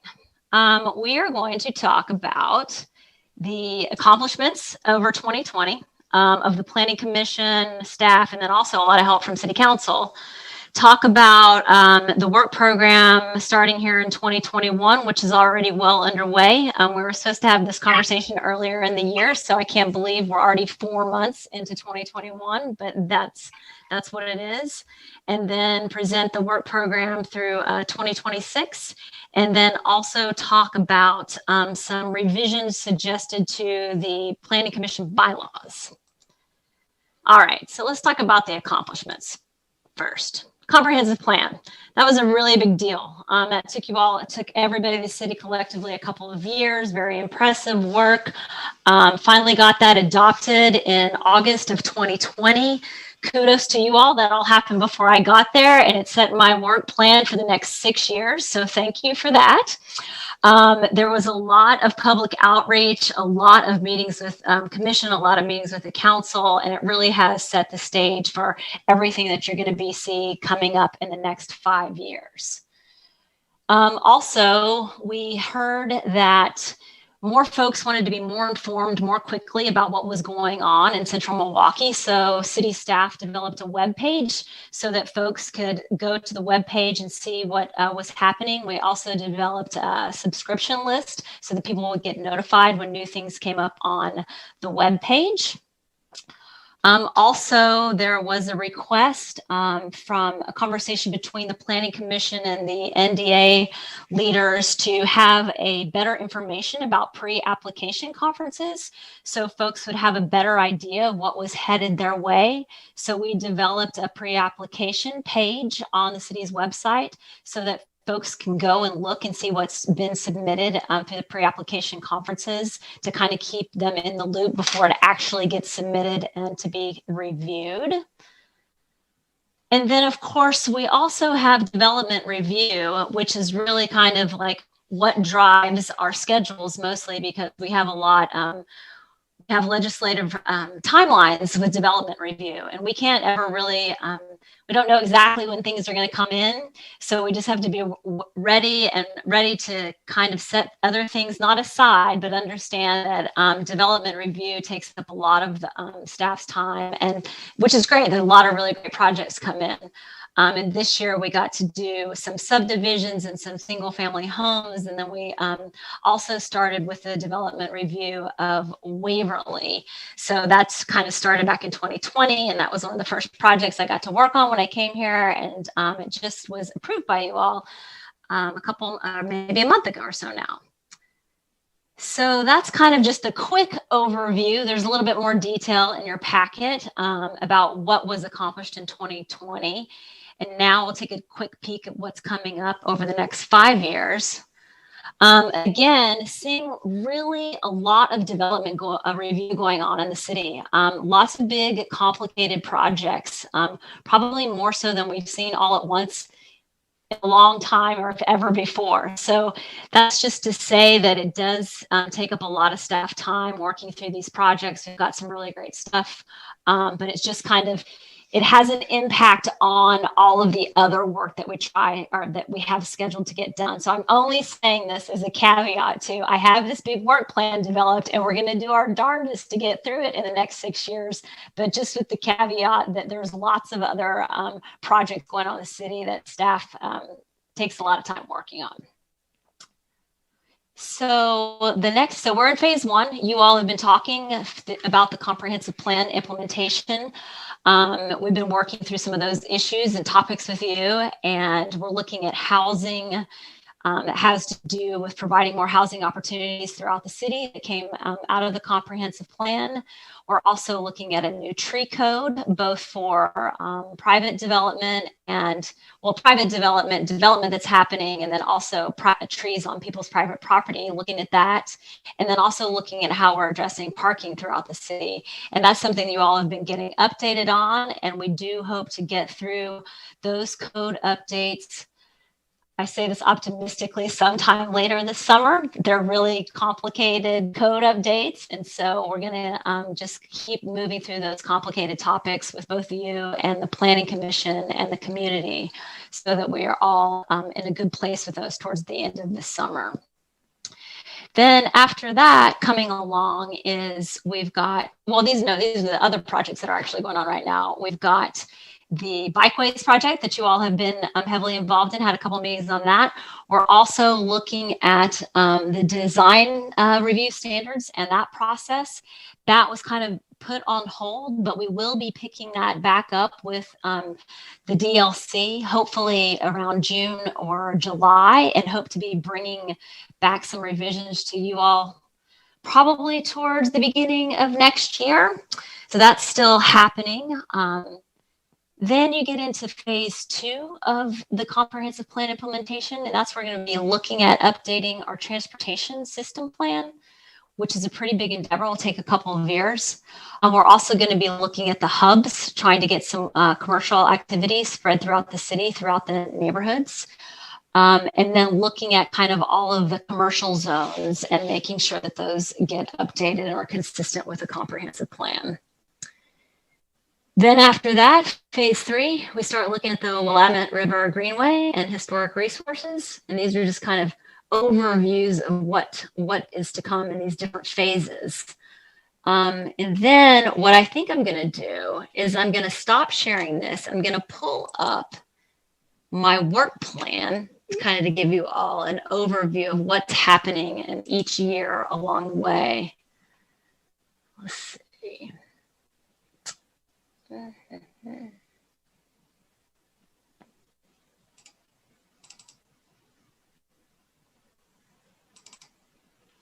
Okay. Can you all see that now? Yes. Sorry, it's a little out of order. Just going to get to the part where I need to be. Okay. So here we go. So as you can see, I put current planning up at the top of this work plan because that's just kind of just as a reminder that takes up a lot of work and is ongoing, and we can't plan for that as much. Then we're looking at here in 2021, wrapping up phase 1 like we talked about. Phase 2 is the transportation system plan, the neighborhood hubs, and that work really starts to get started towards the end of the year. Then for the transportation system plan, I can see that going all the way through 2023. And then the neighborhood hubs would probably go through the end of next year. And we would do that along with the commercial and industrial zone map updates. Oh, and then one piece that I didn't mention yet was we are required by House Bill 2003 to develop what is now called, this says housing needs analysis, but now it's called a housing capacity analysis. So we have until, which is basically the same thing as a housing needs analysis. And I know you all did that a couple of years ago. So we're going to update that and required to get that adopted by the end of 2022. And then after that, we have to develop a housing production strategy, which is a completely new report that's required by DLCD that outlines strategies for how we're going to get the missing housing produced that we identified in our housing capacity analysis. So that's a whole new program. The good news is that you all, along with community development, have already been doing a lot of that work. So we can continue to build on it, but just know that we already have a lot of that underway. So then phase 3, 2023, 2024, you're looking at the natural resources overlay. Then we had talked about, as part of the floodplain, I mentioned last time we met that we were going to also be going back and looking at more protections. And I want to do that work around the same time that we're doing the natural resources work. They seem to go well together. And then you can see that the parks and the Willamette Greenway is starting 2024, 25. Looking at the town center out to 2025, as well as historic resource update out to 2026. So as you can see, we all collectively, staff, the Planning Commission, City Council have got a lot of work ahead of us. It's great work, but it's just it's gonna take several years to implement the comprehensive plan, and then who knows if we start over and say, okay, what did we quite not get right, and go back in and do some more updates. But that's what we're here for, right? That's what it's all about. Also, we've just got these other projects that are going on, you know, looking at the sign code and doing updates on housekeeping things and just other things that go on that aren't our big long range projects that are related to comp plan implementation, but just other things that come up that we need to address over the years. And this is just a snapshot. You'll see it's heavily loaded in 2021, 2022, but you'll see, I'm sure, as we go on down through the years, that will continue to get populated. All right, so I'm going to stop sharing that. And I'm just going to pause for a second and see if there are any questions about any of these things or any conversations that anybody wants to have before I get into a bylaws discussion.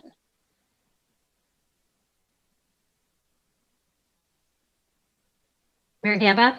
If nobody else has a question, clear back when you were showing the map of all the major development projects, there was one that I had not seen before. Okay. Down on the south end, it looked like it might have been on Lake as it approaches Railroad. Let's see.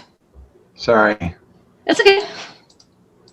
There was Harmony Apartments. I think that's that same apartment complex that did an expansion several years ago. Is that what you're talking about? I'm not sure. It was that's what it fast.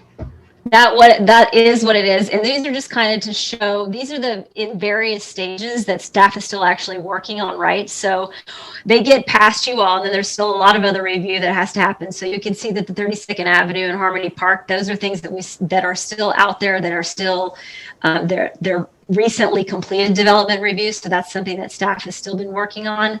Then if you look at the blue, those are the two things that are getting ready to go through a process. They've been approved, but then they have to go through the rest of the process. And then the green ones, of course, ones that are starting in the process. They've either started and been to Planning Commission once or twice, and then there's other things that are coming up that haven't gotten to you all yet.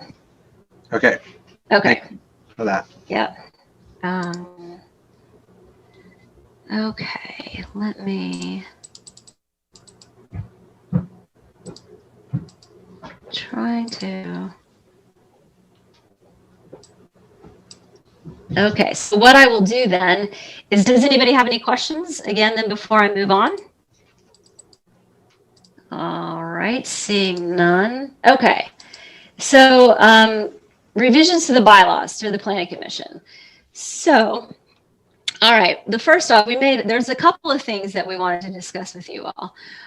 First up is that DLCD requires each city to have a committee that kind of looks at and encourages public participation in the planning process. It's very specific to planning. We did not have one of those. So as part of the comprehensive plan, there was a goal or policy included in the comprehensive plan stating that we needed to get a body to be doing this so that we can report back to DLCD. So it's really creating just this opportunity for public involvement and how we're doing our two-way communication, how we're getting everyone in the community involved in the phases of the planning process, attempting to make technical information easy to understand, looking for feedback mechanisms with the policymakers, and then looking for financial support. So really, we are doing all these things. And as the planning department, we are consistently trying to find new and better and more effective ways to communicate with people. But we just need to be able to show a DLCD that we're actually doing that and having a venue to do that through. So there was Laura? Yes. I'm sorry. We're looking at the version of that we can see the next slide and your notes again. Okay. Well, look at that. I'll just hide the notes. How's that work? That works too. Okay, great. Fantastic. Okay. So so you already saw this. I made one reference in the actual bylaws themselves. It says citizen instead of community. I just wanted you all to be sure that we have changed, that I'll change that, because what we want to do is be referring to it as community involvement, not citizen involvement moving forward. And so there's a couple of additions here. So the first one says that the commission will serve as the community involvement committee until December 31st. And this was at a request by the Planning Commission to put a sunset clause into the bylaws. And then so that each commissioner will be appointed to the CIAC at the same time that they're appointed to the Planning Commission, and that they will be in that role until the end of their term, or until 2022, when a separate CIAC may be formed. And upon the formation of a separate CIAC, the commission shall no longer serve as the CIAC. And maybe what I'll do is just go through all of the changes, and then we can have a discussion about each of them if that is warranted. Then the next one is just saying that the CIAC looks at the guidelines that are set forth in the statewide planning goal 1, which is what I showed you in the first slide. So that's kind of what the obligation of this group is.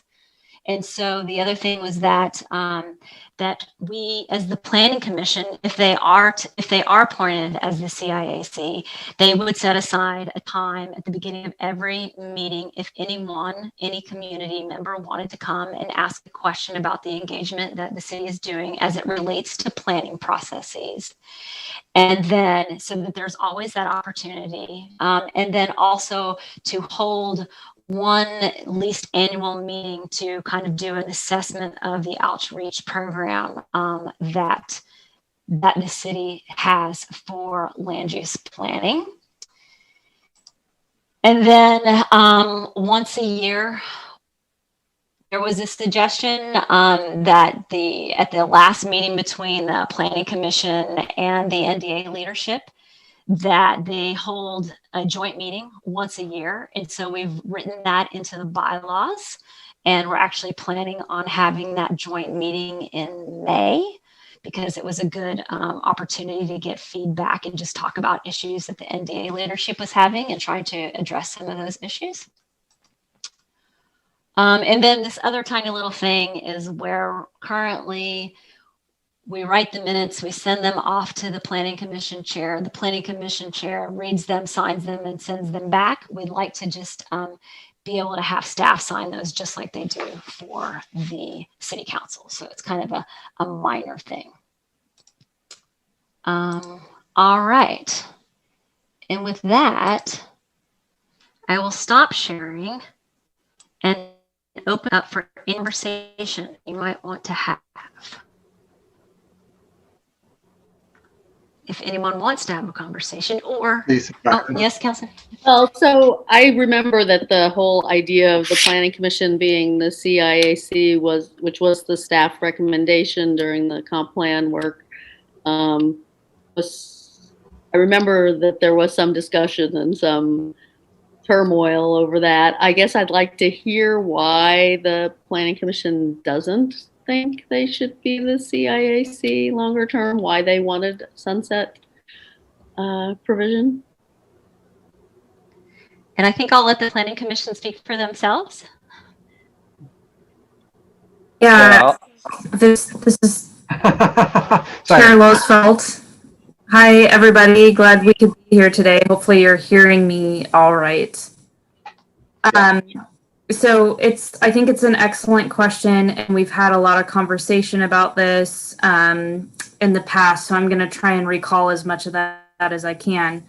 But essentially, we felt like this responsibility would not be held by the and that it be better held by a separate committee with appointed community member representative of a wide cross section of our community, and that a city council, or rather Planning Commission members, could be elected to kind of sit on the committee to present the Planning Commission, but not that the Planning Commission lead or act as a representative body of our community. It didn't feel like it fit within our purview of of kind of what we currently hold as our role. Is that a fair assessment? Maybe Commissioner Edge and others who have a bit more history of the comprehensive plan and discussion. Sure, I'll jump in really quick. Yeah, one of the cases that we really made for having a distinct body to do this, to perform this role, is we would have a dedicated group of individuals who are really passionate about community engagement and outreach, that would really focus on developing programs that were very richly engaging of the community, whereas a lot of our work is really kind of legal in nature. It's very technical. We're trying to make sure things comply with standards, and then we're also doing the long range planning advice for council and everything. But really, it was when you're looking at a community engagement strategy, volunteers who are really passionate about community outreach and engagement felt like the right approach rather than the planning commission. So that was a lot of the discussion kind of focused on that, as well as having a larger, more diverse, more representative committee of community members than the commission is at 7 members. At 7 members, at 7 members, that is one of our larger committees. I mean, now the arts committee might be larger, but I mean, that's a pretty good sized committee. Anyway, okay. I mean, I get the point that you don't feel like you were selected to do outreach. I guess there's a lot to be weighed there in terms of the staffing that a new committee would take, et cetera, et cetera. But yeah. I think so. Hold on a second. I saw Chair Massey unmute himself a while back and wondered if he wanted to speak to this as well. Yeah, I would just add that, I think that, my and some other outlook was that the community outreach is just not a land use issue. It encompasses, everything that the city does. And so I think that would, if we put the community engagement just in sort of the land use body, then we limit the opportunities for citizen engagement and that kind of thing. And we just kind of felt like it was more encompassing than the Planning Commission's roles. So I want to point out that, and I absolutely hear and respect the deep concern that I'm hearing coming from Planning Commission around the need for transparency and community engagement. This is written into state statute specifically around land use issues. Their community engagement as it pertains to land use issues. So while I understand that community engagement is absolutely a broader interest and concern of the city, and it's something that we value, I think that when it comes to the work of the CIAC, that actually is intended typically about land use issues. And so I'm still struggling to understand how it doesn't fit with the work that Planning Commission already does. My fear is that there's a reading into the legal requirement for this on the part of Planning Commission that is what am I trying to say here? That it's a bigger job than my interpretation of it so far actually has been when we have talked about this in the past. I would be really interested in a conversation that discusses what is this body intended to do? How frequently do they meet? How do they engage with the community? I think one of the conversations we also had is whether we would be able to do the job, whether we would be able to give the purpose its true intent and actually form meetings and agendas in a regular way that actually meets the needs of what City Council is hoping to address with with this body, with this group. Laura just laid out our work plan. It's pretty intense. Is this something you see meeting biannually, quarterly? Does that do it justice? Does that meet the intent? I'd be really interested to hear that. I think those are really great questions, and I think that that's probably something that planning staff could provide a little more background on, and what other CIACs have functioned as, because this is not a brand new requirement, so there are other examples to look for.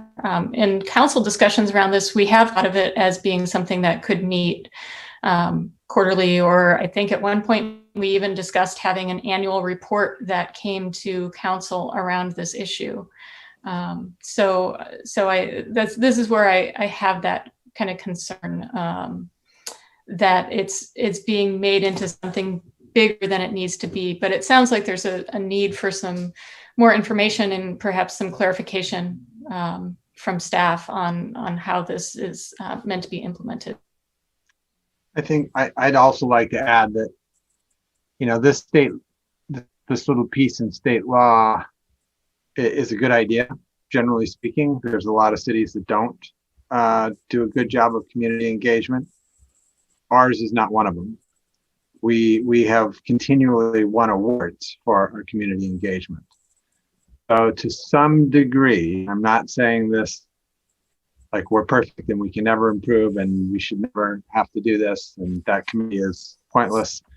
To some degree, we're already doing it, and this is checking the box for, yes, we have a committee that does this.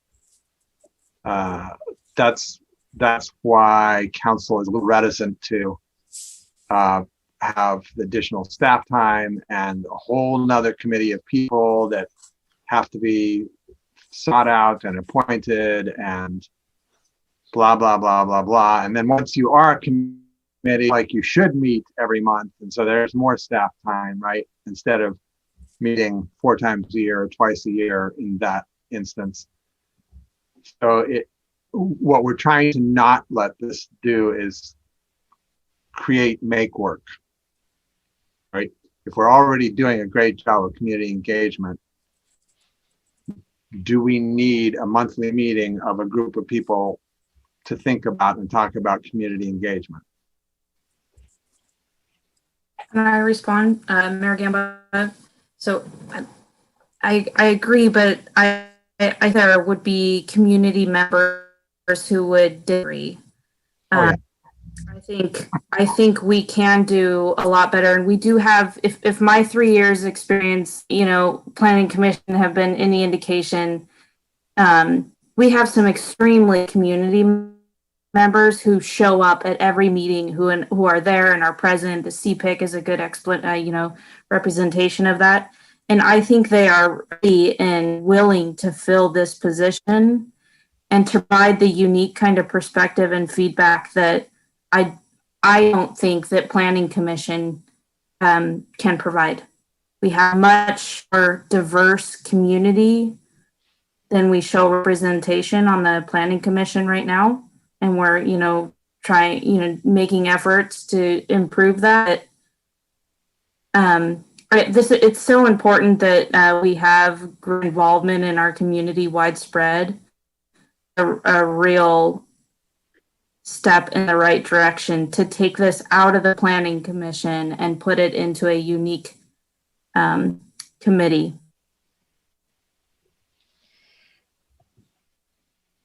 And I can't speak to that part of it, but I can say that early, I believe that the CIACs, as far as it goes, I think that there's different communities that do it different ways. One of the communities that I worked in had the planning commission be the CIAC, and they did just what we're proposing to just have some time on the beginning of every agenda, and then to have the annual meeting. At that annual meeting, you would go through all of the community engagement efforts that had happened over the past year, and then give a kind of the results of those efforts. And I can say that with the CPIC, we've even been making changes, and we've been getting more involvement in kind of diversity in that process. So we are, as planners, I think it's been acknowledged that we do try incredibly hard to do the best public engagement we can possibly do, and are constantly making adjustments.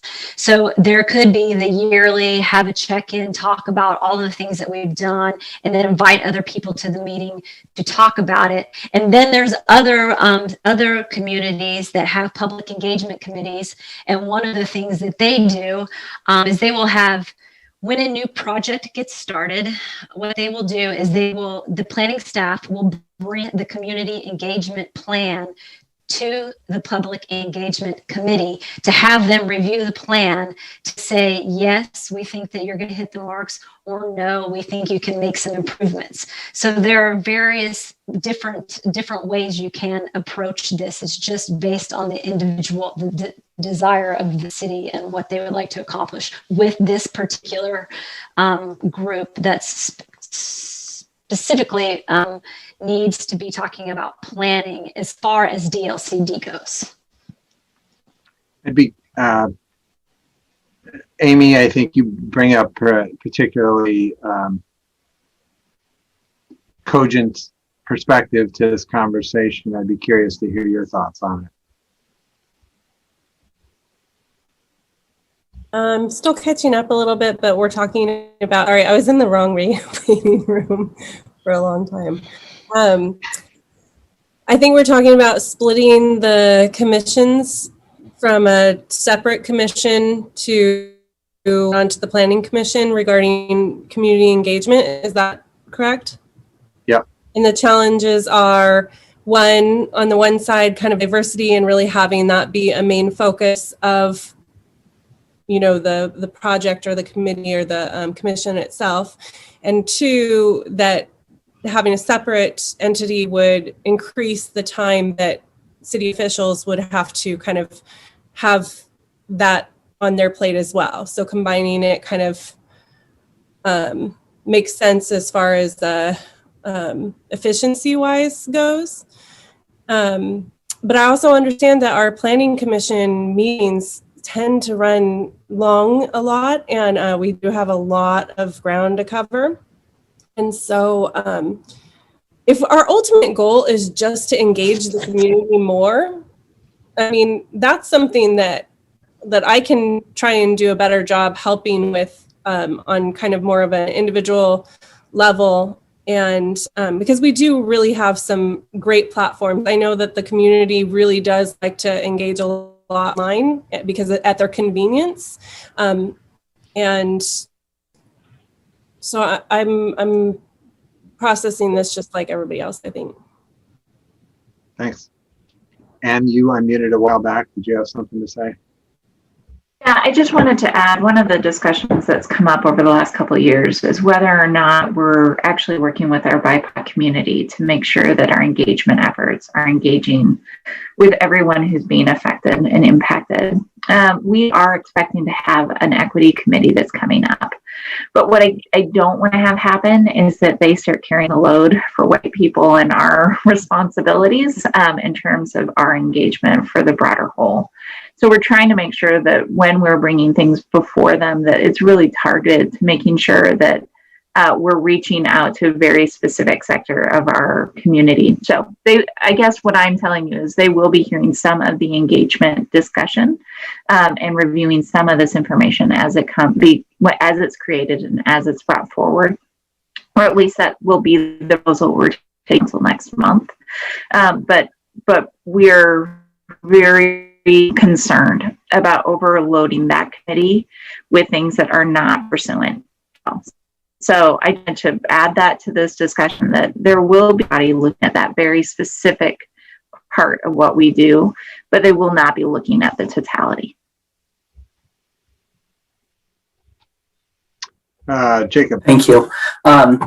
Maybe just to summarize a little bit, I think of some of the things that we've discussed. I think some of the fundamental questions are around, as Chair Losfeld was saying, kind of what's in and out of scope. have good clarity on that, and is in scope focused on the land use process, I think you'd find Planning Commission is more comfortable around that. Or is the scope of roles and responsibilities around community engagement and public involvement more broadly? And I think that's where you hear some of the reluctance. I think hearing, from Council President Heisey, I think this function is that kind of a requirement of Goal 1. And so I think that if we stay focused in that land use space, you'll probably find that Planning Commission might be more amenable to it. I would also, this is our own management process.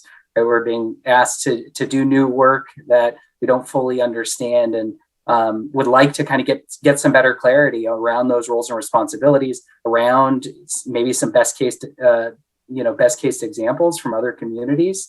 And I think what you're kind of hearing from us is there's the willingness to kind of take it on in the almost a pilot sort of way. Like, we'll take this, we'll give this a go for a year, but we would kind of, like to reserve the right to say, this might not be working for us as a body at some point, and then need to kind of reassess. That makes sense.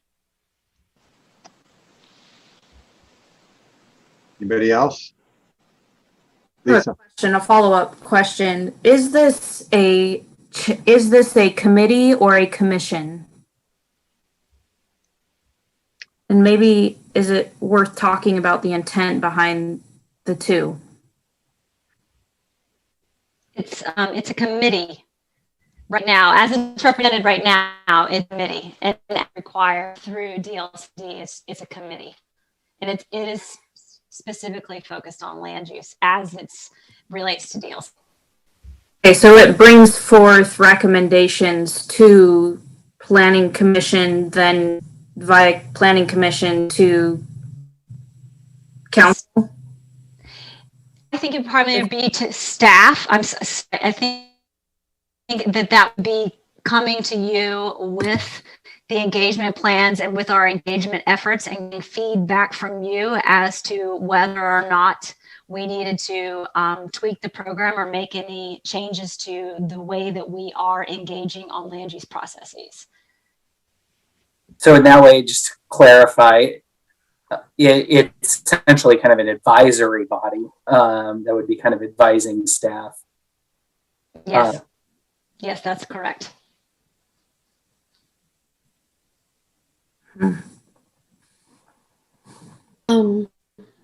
Lisa, go ahead. So, I mean, I think the council, the Planning Commission can always come to the council at a next check-in, or without a check-in, and say, whoops, this isn't working. Yes, I think I don't really like the idea of building in a sunset. And I do think, having been on Planning Commission for many years, what I do think is really great that you are doing is this annual meeting with the NDAs. That's something that we've historically had, prior planning commission or prior planning directors have done sort of land use 101 training, new NDA, really just for anybody in the community, but especially for the NDA land use committee people. But I don't think we've ever had them meeting apart from that training or meeting with the Planning Commission. And I think that is a great thing because it will give them a little bit more understanding, and it'll also give them opportunity to talk with you. That's the piece that has been missing. I agree with, what everything the mayor and Kathleen has said, how much outreach we already do. We already do a lot, but that is the piece to me that has been really missing. And the fact that you've added that in as a, sort of I think is great. And I guess, yeah, I'd like to see it, you give it a try and see how it goes.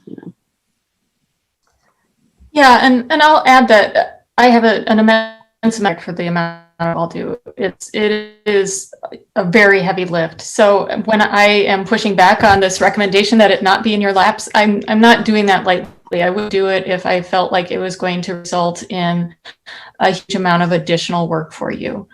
Part of the reason I feel like it's appropriate for the CIAC and the Planning Commission to be the same body is because you all are in it.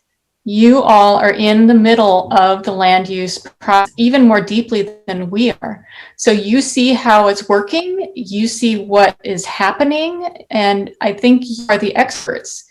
A separate body of people would remove the amount of experience and expertise that you naturally bring to the project of community engagement. So I hope that you'll hear this not as you need to do more work, but merely as an opportunity to reflect a little on the work that you're already doing, the work that staff is already doing around community engagement, to go, yeah, this is working, or yeah, it's not. And I'll second Councilor Beatty's, I'm not comfortable with the sunset. I absolutely hear Commissioner Sherman on, we want to see how it goes. I absolutely think that's fair. If it turns out that I'm dead wrong and it is a huge amount of work, and you feel like you're unsupported in it by staff, then absolutely we can revisit it after a year. But building in a sunset clause suggests to me that it's doomed to failure, and I don't believe that. I actually believe that in many ways you will succeed and do a very good job at it. Council President Heise, you literally said exactly what I was just about to say, and I just want to know that. I mean, I think that you all are uniquely positioned for all the reasons that Kathy you just said, because you have the relationship with staff, you're hearing from the community, in a regular ongoing basis on exactly this subject. And so I think that you're qualified to be able to provide that sounding board recommendation to staff that, hey, to improve these processes, or make whatever recommendations that you see, in your daily activity. I mean, you know the people who are coming to not just CPIC, but also to the individual hearings, and so your community and way. And now I'm just repeating everything that Kathy just said. So I completely agree. I think also, though, I want to say it is fair and valid that you don't have clarity around this. And if that, then we have to fix that, because I do think that we are perhaps maybe talking across, and we definitely have not given you the information that you need to feel like you can succeed in this role.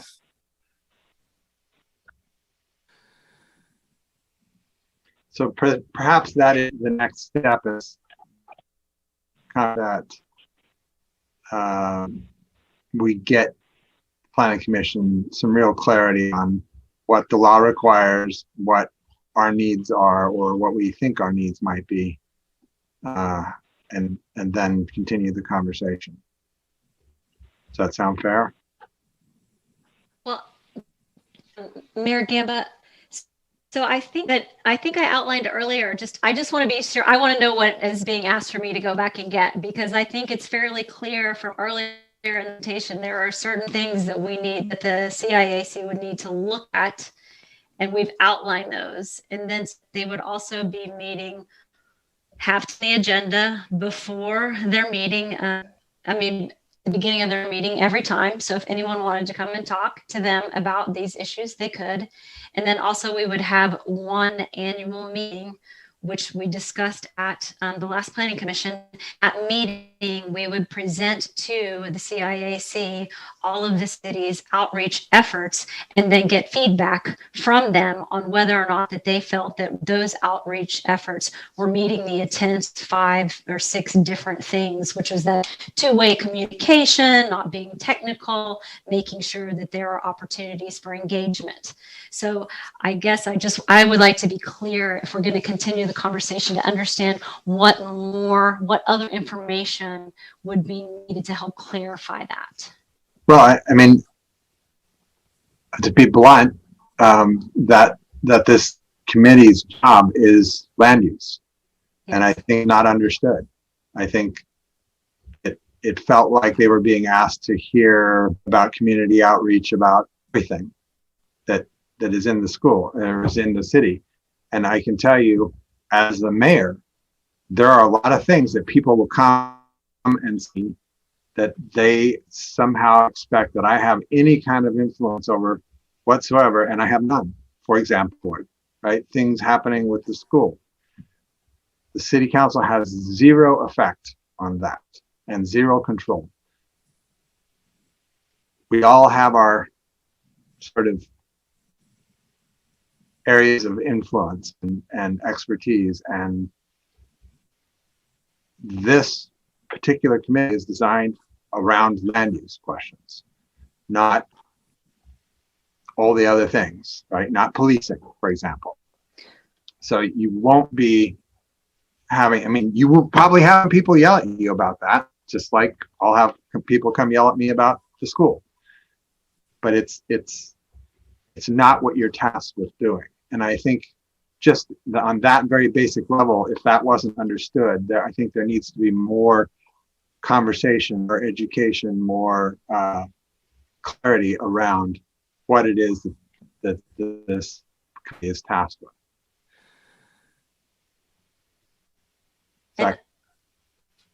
I would just add that I don't want to speak for the Planning Commission, but I think the Planning Commission was questioning whether or not there should be more than just land use that this committee looks at, because I think it's been presented as a land use committee, but I believe, and correct me if I'm wrong, any commissioners, that there was wanting it to be a bigger committee that had more people involved that did look at community engagement. So I think that the idea is that there is some clarity, at least after this evening, that this would just be focused land use as required by. That was our expectation. So certainly to the extent that city leadership is satisfied with checking the box that we're doing the minimum required, what is required at a minimum by DLCD to have a community engagement committee that focuses on land use only, we're certainly capable of fulfilling that role. We could, certainly set aside one meeting a year and, kind of do the minimum that is expected by law. We really saw this as an opportunity for a broader outreach committee of who are really passionate about outreach and knowledgeable and experienced in outreach and engagement to really have a comprehensive outreach, a really holistic look at this outreach and engagement strategies across the board. And really, this could certainly be about land use, and we'd meet the minimum required by law and we, be done with it and go on with our lives. But we really saw the sunset clause as an opportunity for fulfill that minimum requirement by law, but also give the city an opportunity to study examples in other municipalities. For example, the Committee for Community Involvement in Plaquemine County, where a dedicated group of community members who are really just focused on the outreach and engagement part of the municipalities, the city's business, or all engagement, with the community, not land use only. So that was really, I'd say, the sunset clause was, built into this, a couple of years out when we were talking about it, because that really gives the city the opportunity to get back around to this and see how it's been going when we're fulfilling that role. And then, have a conversation as we approach that sunset about, is there a better way to do this? Do we want a more comprehensive approach to this? Are we satisfied with what we're doing and the way we're doing it? That's really what and the sunset just kind of forced us to, reassess this at a specific, timeline. So that's what I think. That's how I really feel about it. It's not that I don't want to do the job or that I think I would do a poor job at it. I think that it would be a missed opportunity to not look at, a group of citizens, really community members, really passionate about this issue, this topic. Just to add to that, we heard some really impassioned testimony specifically from community members who were showing up at every planning commission and were pushing us, were really pleading with us to make this a community involved committee. And that I think we would be doing a disservice to those people who show up at all of our meetings and testify and provide feedback if we kept this within the Planning Commission. I think we could do the job. I think we would do it well, but I think we would be much better served to empower those folks who clearly want to have a voice in this process to do it much better than we could, or at least to somehow incorporate them in a meaningful way.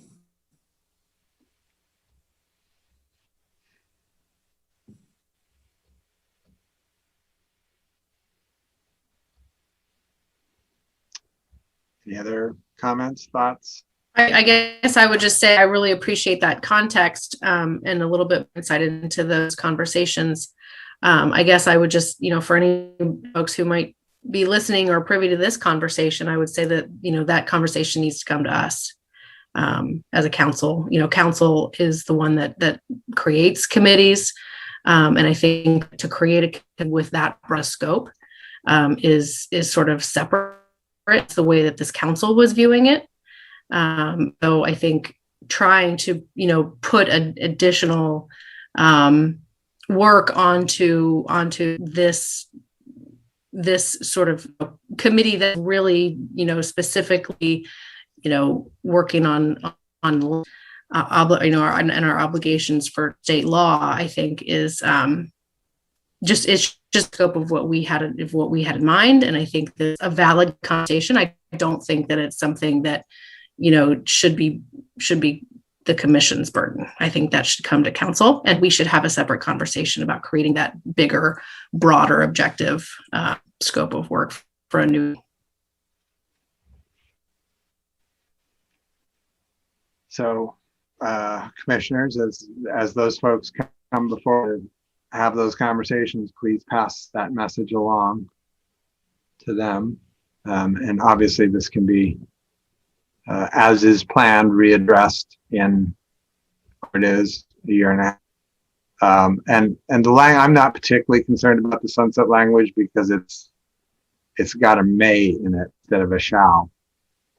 So it's intentionality rather than a will happen kind of a thing. So it will serve as there that this working.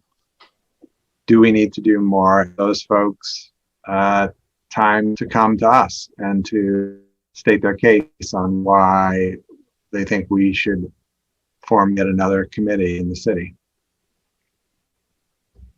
If I may, Mr. Mayor, excuse me, is there a possibility of potentially having that committee be half and half of people from the community and some members, not all, but some members from the Planning Commission, so that way we get the technical side of the land use covered, but we're also hearing from members of the community, of the various communities that live in Milwaukee? Is there a way to kind of bring it together and split it? I think that's a possibility. I mean, when this is the second or third time that somebody has kind of stated it that way, you guys are from the community. You're part of the community, just like we're part of the community. It's not like we're beings from another planet that sit in some high ivory tower somewhere and don't talk to anybody and don't run into people in the grocery store and at the food carts and all the places. We are all part of the community. We are all as involved with the community as any of the people that you're thinking of. Diverse way, excuse me. It's like for the communities that may be marginalized, since our commission is as diverse, maybe that's a way to get more of the marginalized communities involved. Because like you said, you're absolutely right. We are part of the community, but it's another way to get those that may not feel like they are involved as well. Well, and if you're specifically speaking, so I'm I'm a fan of plain language. If you're specifically speaking about our BIPOC community, that is the work that City Manager Over was speaking about, that committee is likely to be forming. But again, she is loath to have them hearing about some land use issue, right? As opposed to just, so I think we're going to cover that to a certain degree. And nothing ever is going to be perfect, right? We can have 100 committees and we will not have every single thing ever thought of addressed by a whole committee. Commissioner Rabati, did you by chance, Councilor Beatty asked this question in the chat, and I actually am personally wanting to check in with you. Were individuals moving forward from those marginalized communities? And if so, I also just want to offer here, if you are all hearing from an individual from one of the communities that we're trying to serve that we are underperforming for, please send them my way directly. You all have my email address. I have spent the year having one-on-one communication with as many of our BIPOC community members as possible. John Hennington, who is our equity program manager, is also more than willing to have personal one-on-one sit-downs with any individual who feels like they're not being heard or represented in these processes and are from a marginalized community. So please send them our way. Yeah. To answer your question, yeah, no, I did not hear from anyone in particular. I mentioned that because of how we mentioned before, the diversity aspect of our planning commission currently. I mean, me myself, I'm a Middle Eastern Muslim man, so I'm a part of the BIPOC community, but I know that I'm already on the planning commission, so that's one thing. But anybody else that's not, I wouldn't want to add any additional work to the equity committee at all. But just if we stuck land use and there was other members in the communities that wanted to be a part of that, the CIAC, if that was still an option to include them with membership from the planning commission. Thank you, Commissioner. I can add a little bit of context. Sure. And so it just so happened that this was a very robust conversation that happened at our final public hearing before the comprehensive plan was approved. And it happened to be that this was an agenda item that followed that discussion, and we happened to have a room full of community members who were there to talk about the comprehensive plan for the final public hearing on it, and they were listening to the initial discussions here about forming this committee, and they were there to comment. They were there to provide their feedback, and that's why we heard from them in that fashion. Councilor Heisey, you had. Yeah, I honestly echo what you said about we are all community members, and I understand better now the where this is coming from. Thinking additional background, both Adam and Lauren. I understand the intent behind having a half and half, but I actually think that really doesn't work. I think that will make it into, in effect, a big project for staff, and it will be a problem that we were trying to avoid. And I feel you as perspective. I feel like we also are doing some very good work around equity and inclusion. And much as we all might look at the screen and see a lack of diversity, I don't want to assume what the interests are of our BIPOC community, of our communities, of our marginalized communities. We need to hear that from them. And right now, I've been hearing this concern mostly from people who are not our BIPOC community. And I'm not saying that doesn't mean that concern at all, but I am loath to assume that this is a concern coming from those communities. And I look forward to the time when we will hear from them about what they need and what they want. And I do believe that we will.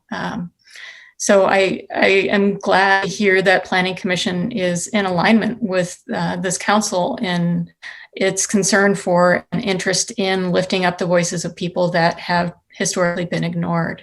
But I think it's just going to take a little time for us to figure out the hows of that. And I feel a lot of confidence in our staff's ability to us figure out how we can be better partners with those pieces of our community that we haven't heard from as much as we should.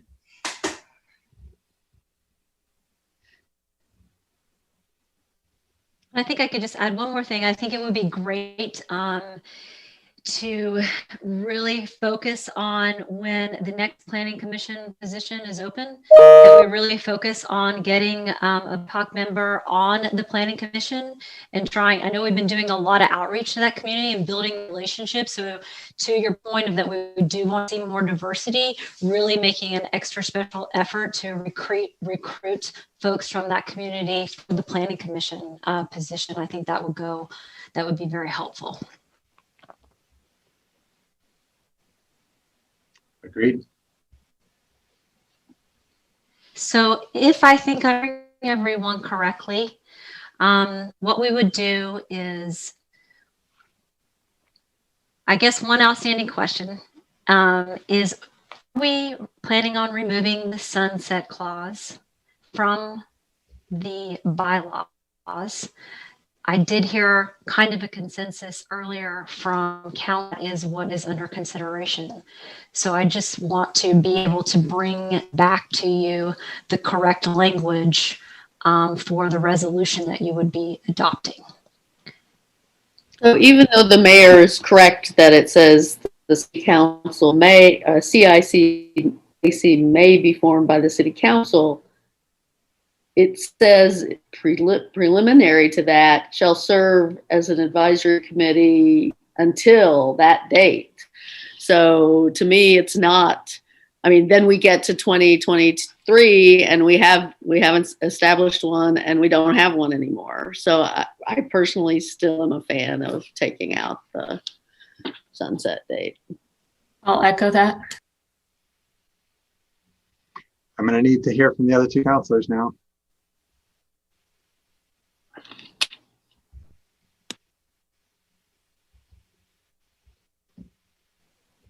I mean, I don't have any desire at this point to write this in a way that suggests that we are in the process of convening a new CIAC. So I think it needs to be removed. There you have it, majority. Okay, so what I will do is I will remove that clause, and then what we can do is we can talk about what when we meet again a year from now, sometime in 2022, we can give a little progress report on how we think that's been going, whether it's been successful, and if we need to continue to have the dialogue, and we will revisit the issue next year if that works for everyone. That's perfect. Good, and we'll do our best to recruit a diverse planning commission moving forward. And then also, I think, just as a side note, I think it would be helpful when I have our meeting, we have the first kind of meeting with planning commission as the CIAC. It might be or even not the first one, but somewhere along the line, have an update on the equity work that's being done in the city, so that those folks are aware that anybody that might be at that meeting or has come to planning commission would be aware of what the work that's being done in the city, in addition to all of the engagement that we do as part of the planning process. So we could try to do that with our annual meeting. Is there somebody that's turning out soon? Actually, no, I don't think anybody is turning out soon. So I spoke for the next time. Yeah. Yep. Next March. I mean, there's must be somebody every March. I don't know if they're terming out. Somebody's term will end. They may be able to renew. Yeah. I have a process related question. Do we actually need to be appointed by council to the CIAC? If so, I would welcome the opportunity to maybe develop a little bit more of a written document about the scope of the CAIC and some of those expectations. So kind of per my comment in the chat about developing a draft charter for the committee, being clear on kind of those roles and responsibilities. Of course, council can kind of choose to do otherwise, but if there is an opportunity where we'll officially be appointed, it might be useful to document a little bit about those roles and responsibilities. I don't think that's a bad idea either way. Yeah, we can do that.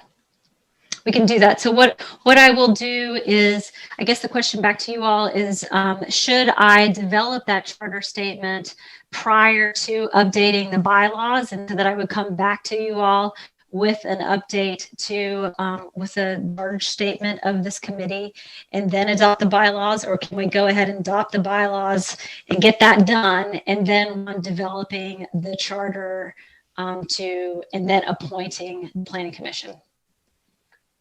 I think the latter description. I don't think we need to pile anything more on your plate for hurry up. Okay, that sounds great. I appreciate that clarification. Anything else? I mean, generally, we didn't get to sort of talk about generalities at all. I want to let you know that I think you've all been doing a magnificent job as a planning commission. The things that come to us are well reviewed, well thought through. Your meetings are tight. Their conversations are important and broad ranging, but still on task. And I've been nothing impressed with the planning commission. And this has been a significant year to be a planning commissioner, as it has a council, both from the standpoint that we're in the middle of, finishing comprehensive plan work. We've got huge developments. Milwaukie right now has more development in process than we have in the last 4 combined. So we understand taking a heavy load, and we only see a third of it or something come to us. That's why we're trying to make it clear that we're not expecting this to be a giant more load on you. But to know that we appreciate you. We think you're doing a phenomenal job, and we want to thank you for that work. Yeah, I'd say ditto, because I think that we've seen and we've had hearings in the past where there wasn't necessarily a thorough discussion that could get us to a quick resolution on an application or an issue. And I think that that's been super helpful, and that's really been there's definitely been a robust conversation at Planning Commission that we all when it does come to us on council, we can watch those videos, we can read through all that material, and we can see, and we don't have to necessarily redo a bunch of work, which I think is not a very good use of staff's time. It's not a good use of the applicants or the anyone who's providing testimony. So I think that that's been very valuable, and I really appreciate it. Yeah, Lauren. I wanted to just raise one thought or one comment that we did not include in the bylaws amendments was a greater discussion about keeping the opportunity for virtual meetings ongoing as a permanent part of how we operate as a city, both Planning Commission and every level of this body. So I'm not sure how that is being incorporated in other levels, but we decided to keep it out of the bylaws because I think there's greater conversation happening around that. So just want to make sure that that's noted. The Planning Commission is in full support. Yeah, we agree. We think it does give more people opportunity to engage, folks that have kids and just can't sit through a meeting to make their 3 minutes of comment, right? So we think we're in the same exact place. We're trying to figure out how to technologically pull that off when we go back to meeting in person, so that people can either come to a meeting or can do it via the internet, whatever platform we end up landing on. But we are in full agreement that that's our goal as well. And Commissioner Loosefeld, right now we're working on a technology piece that should at minimum allow for the community to engage from a distance. We're trying to figure out within the technology how conversations can be better amongst commissioners if some of you are present and some of you aren't. One of the things we found early in COVID was that was exceptionally difficult for us to get right. So technology has gotten better, but it's still not perfect. A few of our government agencies that we work with have figured out some of it. We're working with them and their technology solutions to try and make that happen. So at minimum, we will have that allow for the public to continue to engage from home in a really robust way. And Scott, staff who also is showing a screen right now, has been charged with trying to figure out how to make it so that the commissioners actually can also do that work. I would just add that Commissioner Heemner, if he were here, would make sure at this point to also put a plug in that all, future facilities would incorporate technology and AV equipment for proper engagement, both digitally, being able to view our paperwork packages, and being able to communicate virtually. So I think he owes me for bringing that up. I can say, channeling Greg, that you took one for the team. We're also taking that into the conversations about the new city hall. So I appreciate you bringing that up. Those planning processes will start next year. Thanks. For a glass of wine or a beer, Lauren, he owes you. Thank you. All right. Anything else? Maybe just the Mayor Gamba and Councilor Falconer. Just wanted to say thanks. Appreciate the feedback kind of to the Planning Commission on our work. And I think we'd be remiss if we didn't also acknowledge staff and their thoroughness and their professionalism that has significantly aided our ability to do our work. So I just wanted to acknowledge staff, all the members of the planning department that have really been staffing us in a really exceptional way. So wanted to pass that along as well. That can be said citywide. I have to tell you, meeting with the Metro Mayors Consortium and talking to other mayors and hearing about the issues they're having in their cities, particularly this past year, and then looking what's going on in our city, I'm like, we got it licked. That's because we have such an amazing staff, right, across the board. It is such a pleasure to serve here. Thank you. I'll share that with the other planning staff because I know Brett and Vera are here a lot. They're here a lot. So they're doing the heavy lift. I'll share that with them. Thank you for that. Particularly appreciate that, Mayor Gamba. All right. Anybody else? Going once. All right. Well, and I believe I will entertain a motion to adjourn. If I can say one thing before we go. Please. Today's events reminded me of why my wife worries when I leave the house, right? Without a phone. And today was just a sliver of justice. It was more about accountability. And I just ask that we don't relax. We keep working, we stay engaged, and everybody here has a sphere of influence, and you keep that sphere actively engaged in racial and social justice. That's all. Absolutely. Thank you. Thank you, Jess. And I motion that we adjourn. I can second that. Adjourn. I'll second. It has been moved and seconded to adjourn. All those in favor? Aye. Aye. We are adjourned.